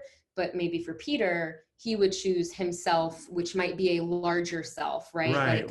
A spiritual self, or and something I like to do is, if I am talking to myself, well, it's essentially engaging with my own imagination. So I can find a point on the wall to look at where I can daydream and drift into that space where we do confront ourselves. I mean, one of the most famous soliloquies of all time is To Be or Not to Be. And that's why it's such a hard thing to do. Yeah. Because he's talking to himself or to whoever you decide. Or is he talking to himself? I mean, that's the question. Or is that his mother, or is that people over here who's going to come in the next scene? You know, it's an interesting question about that Hamlet. Is he is he talking to himself, or is he performing for others? Right. That's for another. That's our next masterclass. Also, what Alexis said, maybe it's a therapist. I love my therapist. She's wonderful. I wouldn't have this kind of conversation with my therapist. I would with my father, though. So that's where I would lean towards. And like Peter said, maybe he's going to choose himself. Good. So that's who we're talking to. So that's really important, especially when you don't have a given circumstance. Know who you're talking to and know what your relationship is to that person. Yeah. Now let's talk about, what do we want in this monologue? What is our objective? And I already saw Carlos said she's pleading for answers. She wants answers. I have a little bit of knowledge of this play, so I actually have never read this play. That's why I chose it, because I wanted to challenge myself too. But I do have a little bit of knowledge about this character. And just knowing that little bit of knowledge, I would also add in, like, she wants to hear what she wants to hear. Yeah, she wants a very specific kind of answer, right? Yeah. And it's a validation at the end of the day. Like, that's maybe how I would phrase it. I want validation, right? Just because she keeps saying like, no, please, she's kind of talking herself out. To me, that's reading. And this is me. Like, this is, if clarity, peace, pleading for answers works for you. I like peace too. That's wonderful. Just based on who I am, I would definitely go the route of like, I want to hear what I want to hear. I don't want real answers. I want answers that are going to put me at peace. I don't want to hear that, no, the best times are not ahead of you. Life sucks and then you die. I don't want to hear that. I want to hear everything's going to be wonderful. Peter, I don't know if you have a different objective for this one.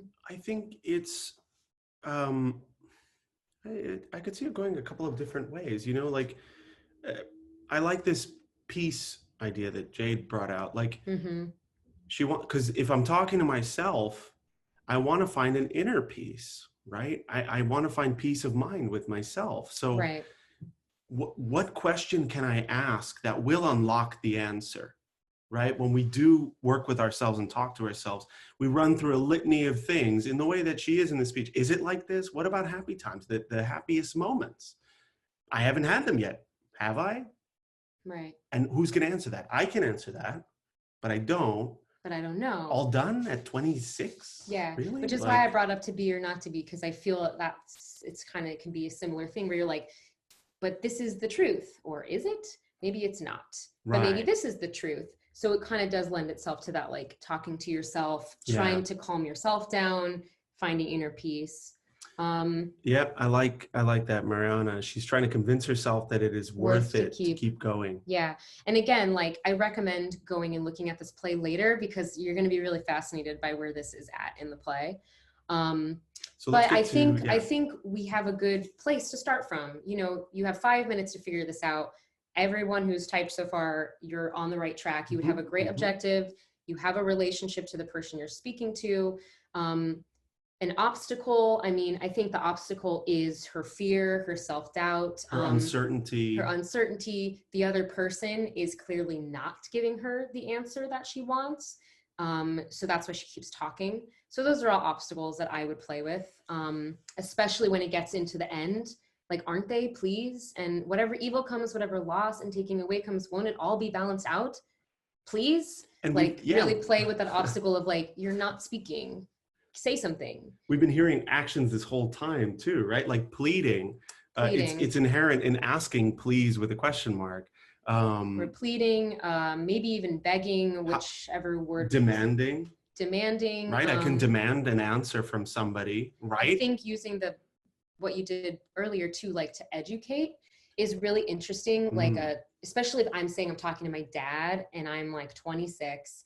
I'm talking to my dad who's like 55, and I'm trying to educate my father on the ways of life.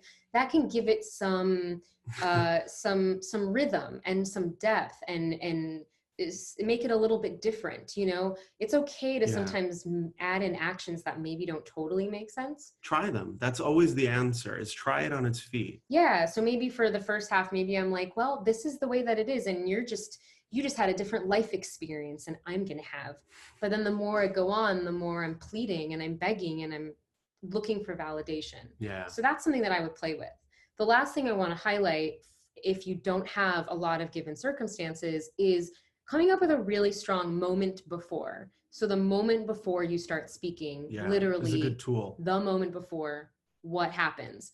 And we have a really good, first sentence here, this question, is it like this? And it's italicized, is it like this?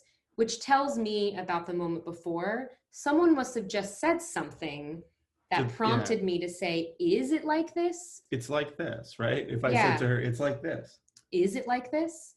So playing with that moment before, maybe you just stormed in the room, maybe someone just yelled at you, getting really specific. And like I said, I would probably choose to think like my dad, it was just like, well, it's like this. It's just like this. Right. And that motivates me to say, is it like this? But what about the happy times? The happiest moments? I haven't had them yet, have I? All done at 26? I can't imagine that. Right? Now, let's imagine a different moment before. Let's just play with this tool. So if, for example, what if someone was joking around with you before that and they said, it's like this? Is it like this? Right. And now we have a totally different, what about the happy different times? way in. I would definitely choose whatever is strongest for you, and is going to, if you have a really strong moment before, it kind of carries you through the whole monologue. You don't have to try so hard. Yeah, if you've laid out that groundwork as we have with an objective and actions, right? That little jump start in the beginning, that moment before, it's the fuel injection. It's the green light and the gas pedal at the race. Yeah. And it helps you just start and go for it. Yeah. So that's moment before. We kind of went through all of the different tools there. Did I miss any? No, I didn't. So Yeah, I think we have a lot of time for questions and stuff, and maybe some reflection on this. Or if anyone wants to like clarify, talk about these speeches a little bit, or give your thoughts on maybe how you would approach the speech, love to hear that. But also if you have any questions about anything we said earlier or just anything in general. I see one. How do you convincingly portray sympathy and sincerity technique-wise? So something I like to do, I mean, I think it's the foundation of theater is empathy, right?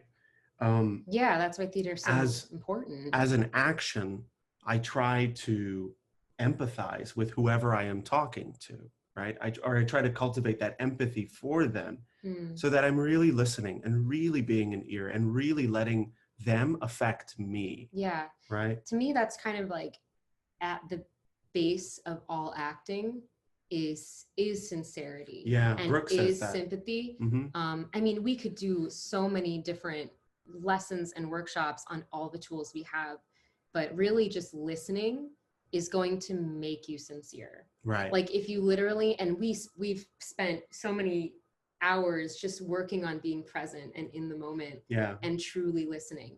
But it is, I mean, I think it's really hard to do that. Like, I think that's kind of the, what we're always striving towards. And it's hardest to fake that, I think, as Carlos is saying, if it isn't real for you, it isn't real for the audience. I think that's totally right. It's really, it's hardest to fake that thing. And the living truthfully under imaginary circumstances, that's the truthfully part, right?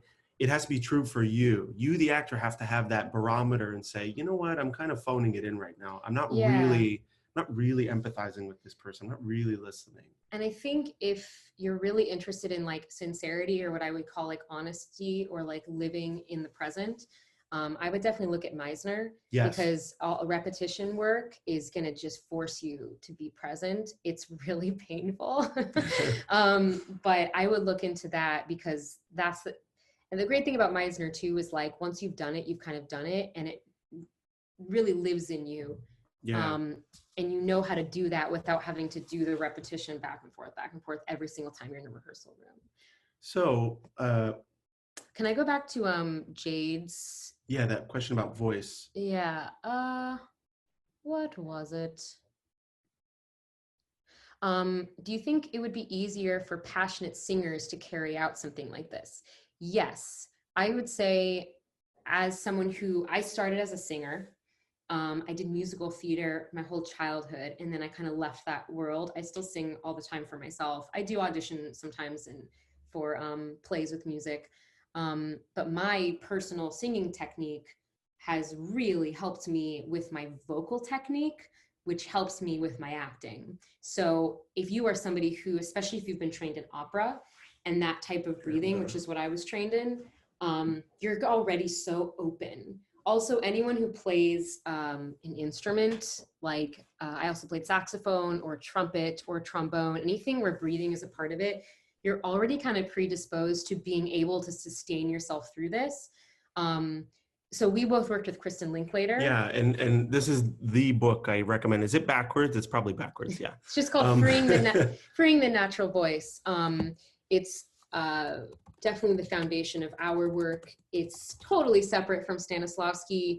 But what was interesting is my first year at Columbia, Kristen had been asked to speak about singing and acting vocal work. Yeah. And she reached out to all of us as her students and was like, if you're a singer, can you give me feedback on how my method and singing go together? And there's definitely some discord. They don't completely go hand in hand. As a singer, we're using a lot of muscles, and Kristen is specifically all about letting go of all those muscles so they can, but because you're already trained in that way, it's like almost easier to like take things off than to try to put it back on, if that makes sense. I hope that helped. let's look at these two quickly. How do you get yourself focused before a rehearsal to be in the moment and in the room? Honestly, it goes hand in hand with this voice work, and it's just connecting to breath, really. We do a lot of voice work or vocal warm-ups. A true like Kristen Linklater vocal warm-up is about 45 minutes, but we'll do like, maybe a 10-minute warm-up. Also like meditation, and I like to listen to music. So Yeah. I will put on music before rehearsal just to calm me down. I would say that that's actually something that I struggle with quite a bit.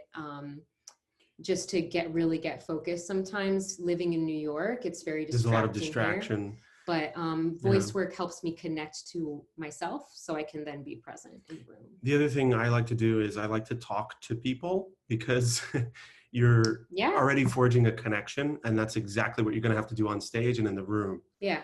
So that's always helpful to have a real exchange where you're really listening, because that's going to be the most important thing. Yeah, and that's like kind of separate from acting technique, but like you want to like the people that you're working with. So sometimes even just talking to them about their day actually can be really focusing. Yeah.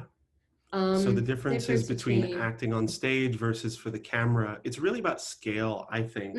It's just, I'm taking everything that's happening, instead of 400 people, it can just happen and live in my eyes, and in what's going on in the smallest motion inside myself will get picked up by the camera. Yes. Whereas the smallest movement inside myself on stage, I have to kind of magnify in my instrument to let it reach that person in the back row. And vocally is the other difference. Yeah, on camera, like you don't have to really worry those about microphones being will they'll pick up stuff you don't want them to hear, like your stomach gurgling because you're hungry and you want to get off set. Yeah, but it is about scale, and but it's all really the same work: objective, obstacle, given circumstances. And also the biggest difference is if you get cast on a TV show or in a film, maybe a film you might have time, the director is not going to work with you. They're literally just going to tell you the technical things you need to know, and that's it. And the other actors, like I worked with Lucy Liu, she's lovely, really lovely person, but like she's not going to sit there and work with me. No, like they don't have the time. She doesn't have time. Yeah. Like she's like, you better be ready to go. And at the end of working with her, she turned to me and she was like, it was really lovely working with you. Like, thank you for being so professional. And being professional means I showed up ready to go. I wasn't waiting to get permission from her or the director to do my work, which a lot of younger actors will do. So the expectation is higher in film that you'll show up ready to go. I like this question from Brandon. Talking about film and film directing from an actor's perspective, what are some ways that a director can create a good connection with an actor besides just being friends or chit-chatting? And what are some things directors can do to motivate an actor? I think that's tough. I think it's always helpful when a director gives me an obstacle, right? When they say, look, like this is the thing standing in your way from the other actor, right? In context of the scene. It's like, you have to overcome this. Or sometimes it's helpful to get a good motivating given circumstance, right? Like telling an actor, like, look, if you don't succeed, your wife's going to leave you in this scene. So fight for that, right? Really getting that from them. The other thing that's helpful is like this rapport. Like we're friends with a lot of musicians, and one of them, you know, he's playing with a new group of guys one night, and I was like, oh, how did it go? And he's like, oh, tonight was just rehearsal. I said, well, was it good? Like, are they sounding good? And he's like, we only played one song. And I was like, well, how is that a rehearsal? He said, well, because we spent a lot of time beforehand just hanging out and getting the vibe.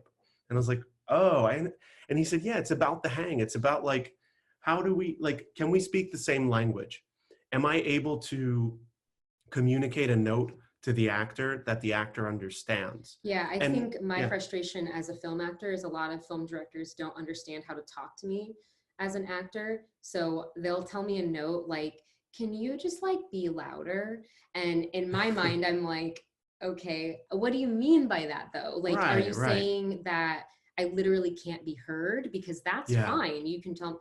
Or are you saying like, can you have something, can you be more motivated? Right. Those are two different things. So I think it's really important for film directors to also speak the lingo that actors speak, because to me that shows that you respect what I'm doing.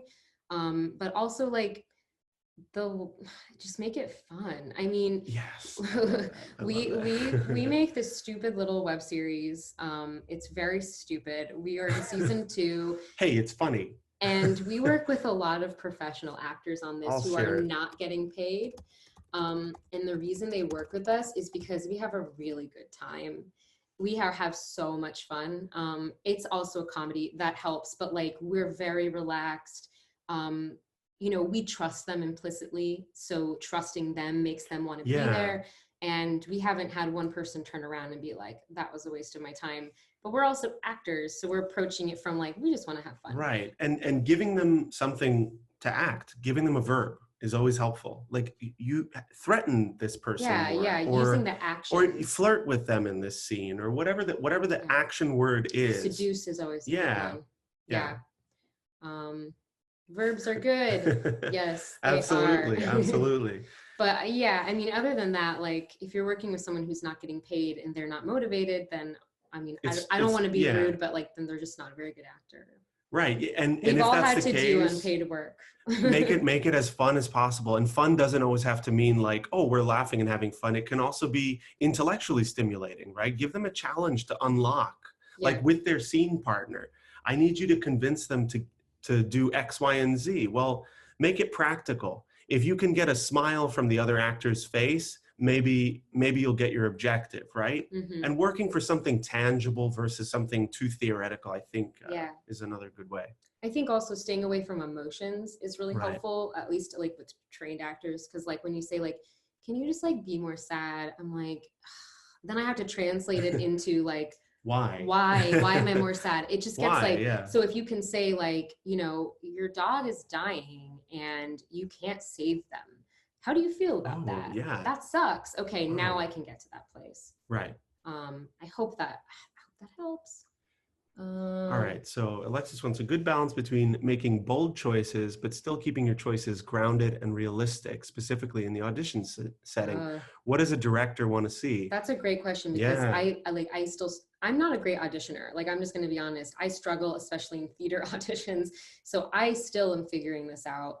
I think, in my opinion, if I'm on the other side of the table, I would rather see someone go bigger and make a strong choice than not at all.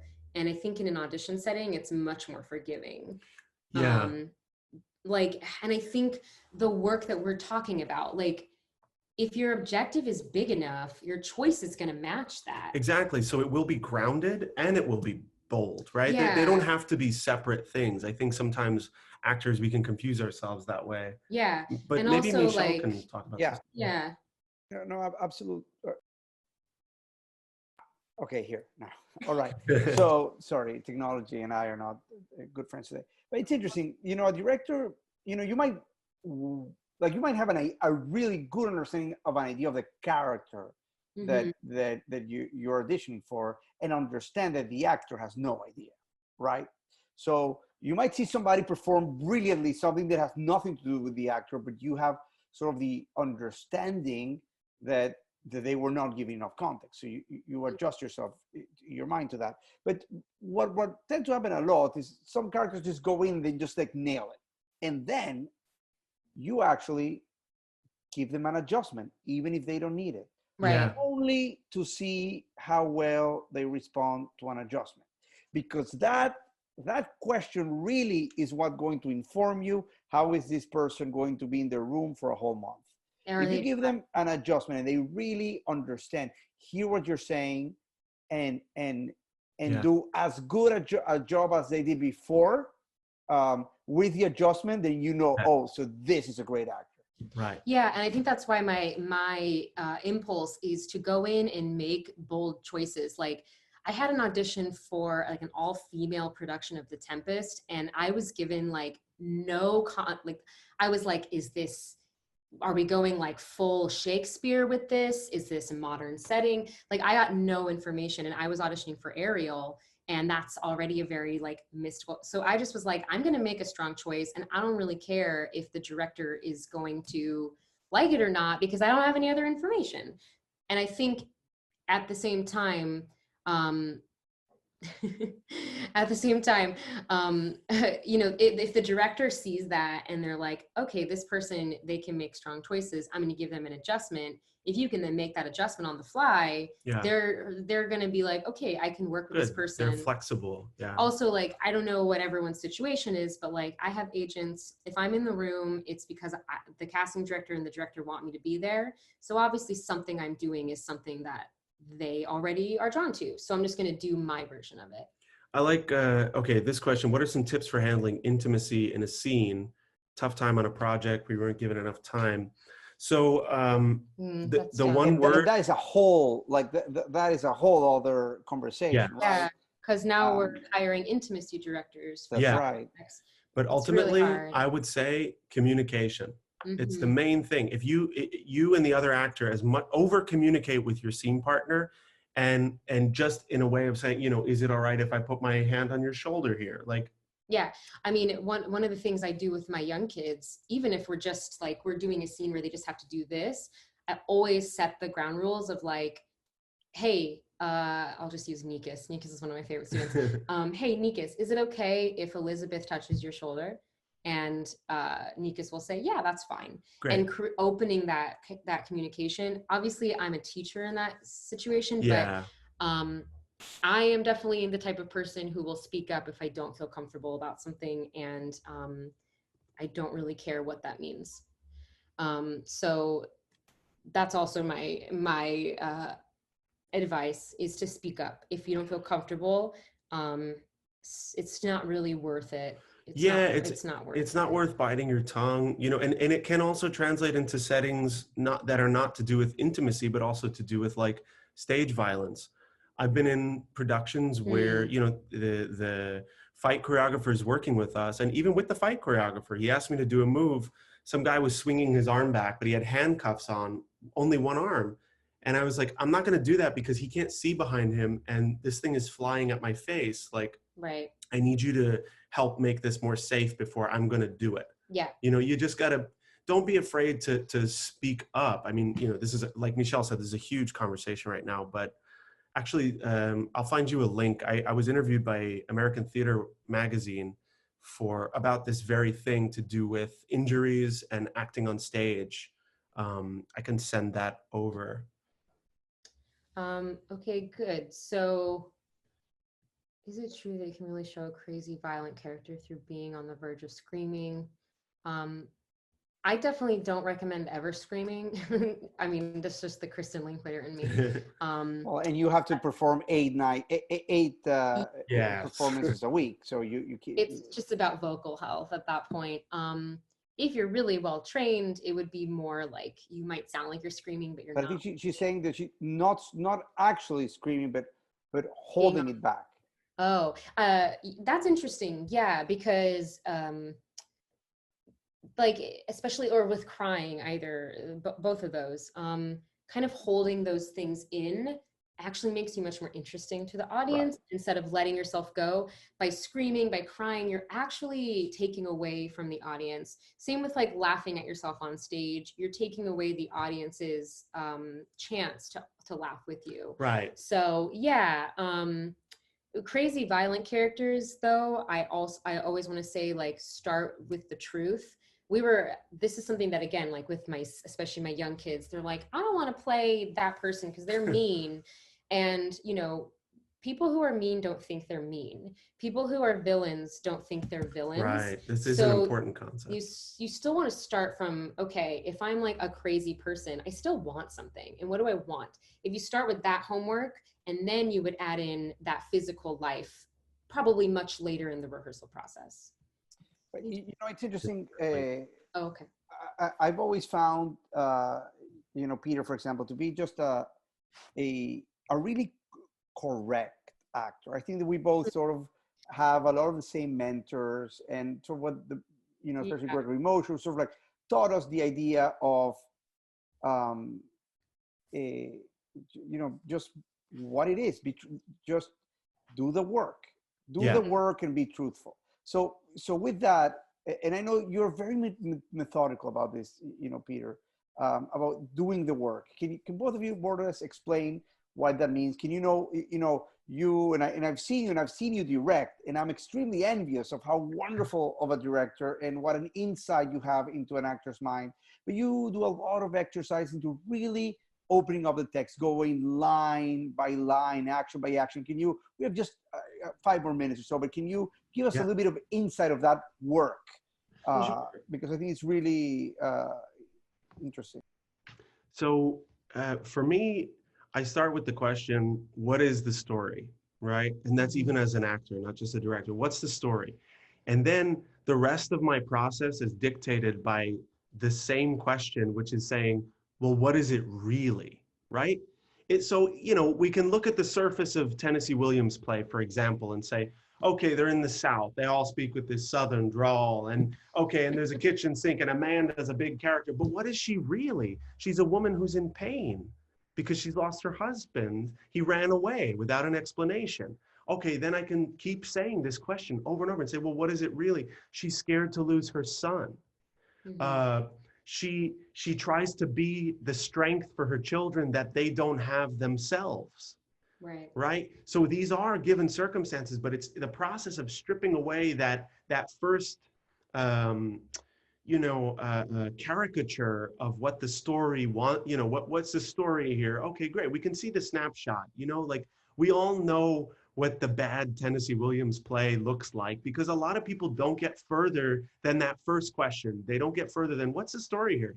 Oh, it's a bunch of Southern people who are sad and the mother is this and that. And they don't get to the point of, okay, when a human being is in the thick of a tough situation, which is all theater is, right? How do they behave? And then it's about saying, okay, this is the actor we have cast playing Amanda. Well, what would you do, you the actor, personalizing it, if you were in a situation similar to this, right? How can we contextualize it for you, the actor, not just, yeah, I understand what's going on with Amanda, but what does that mean to me personally? Yeah. And so now we introduce another personalization concept, which is, it's as if what? It's as if you have lost, let's say you have a pet. Your pet ran away. And you are trying desperately to convince your other pets, and I know you're not going to get a response from the pet, but you can, it's an impossible task almost, but you're trying to convince them not to leave you. Or you've suffered a breakup, let's say, and you can't, and this doesn't even have to be something that actually happened. It can be something you can imagine happening, you, the actor. And the more personal you make it, the more specific it will get for you. Yeah. And then when you layer the words of the playwright on top of that, you've got a scene going. Yeah, and I would say, like, at the end of all that, you let it go. Yeah. I know that sounds really weird, but we do all this work. We have our master's degree and we do all the work in the room. So when we get on stage, it lives within us, and all we have to do is sit back, listen, and go after our objective. And be in the moment and listen to each other and live truthfully. And that's so hard to do. And that's why acting is not something that you can just do, right? There is all of this work. Like, we both did text analysis with Gregory Mosher, who is like the best at text analysis. The most meticulous I've ever seen. Line by line. What are you saying here? I mean, especially in something like Shakespeare. What are you saying in this line? Yeah. Why are you saying it? What is your tactic? What do you want? How do you feel about what you're saying? How do you feel about the person? That's why actors get paid to do this, because it's a lot of work. When you see, if you are playing Tom in Glass Menagerie, it is a marathon. It is a long process of just text work. So when you get to opening night, you just let it live inside of you. And that's like really conceptual, but when you've actually done that work and you've actually let it go, you know what that feels like. And that's what we're constantly striving towards as actors. So it's, but it's not just, I think in a way, it's also the directors, and we only, in order to get into the room, in order to just be allowed to be into the room, we need to do this extraordinary amount of work. Yeah. Sort of so that, and Anne Boger used to say that a lot, that you have to do all this meticulous homework so that you can get into the room and let go of it. Yeah. In a way, and really be in the moment. So much so that it's just inside of you, you're letting it go, and then you really are being in the moment, in the room with the people there, presenting you the work that everybody's presenting you, and then reality changes. But you can't be really allowed to play in the big leagues. You can't in that room if you don't come already prepared. Yeah, absolutely. And that's why I think both of us love teaching, because teaching keeps us doing that all the time. We prep our lesson plans. We prep what we're going to do and then we walk into the room and we just have to be present with our students. And like half the time we end up doing something totally different, but we trust that we're prepared. And also, like, we say this to each other all the time. Obviously we are professionals and we still doubt ourselves constantly about whether we're any good. But I constantly tell myself, like, no, I worked really, really hard for this. I have 9 years of training, professional training under my belt. I just don't have to think about it as hard anymore. It's just there inside of me. And that's the work that I have done and continue to do with each new play, each new script, each new audition I have. The amount of work we do just for one audition, hours sometimes, and then we have to let it go in the room. It's super awkward. There's maybe a camera there. There's a casting director. There's like maybe some producers in the room, and you just have to trust that all that work lives in you. And now you just get to be here and just be in the present and live truthfully under imaginary circumstances. Boom, there it is, mic drop.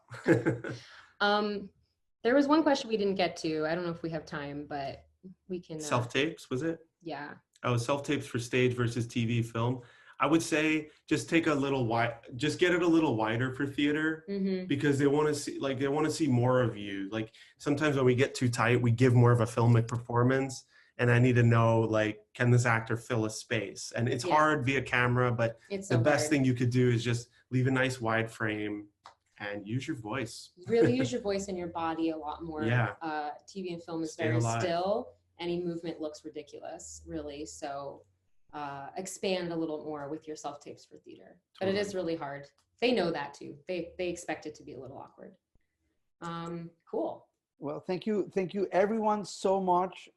Thanks to all the participants for your brilliant questions.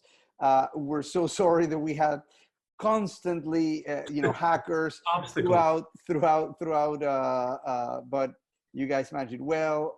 Brynne and Peter, you guys are amazing, extraordinary.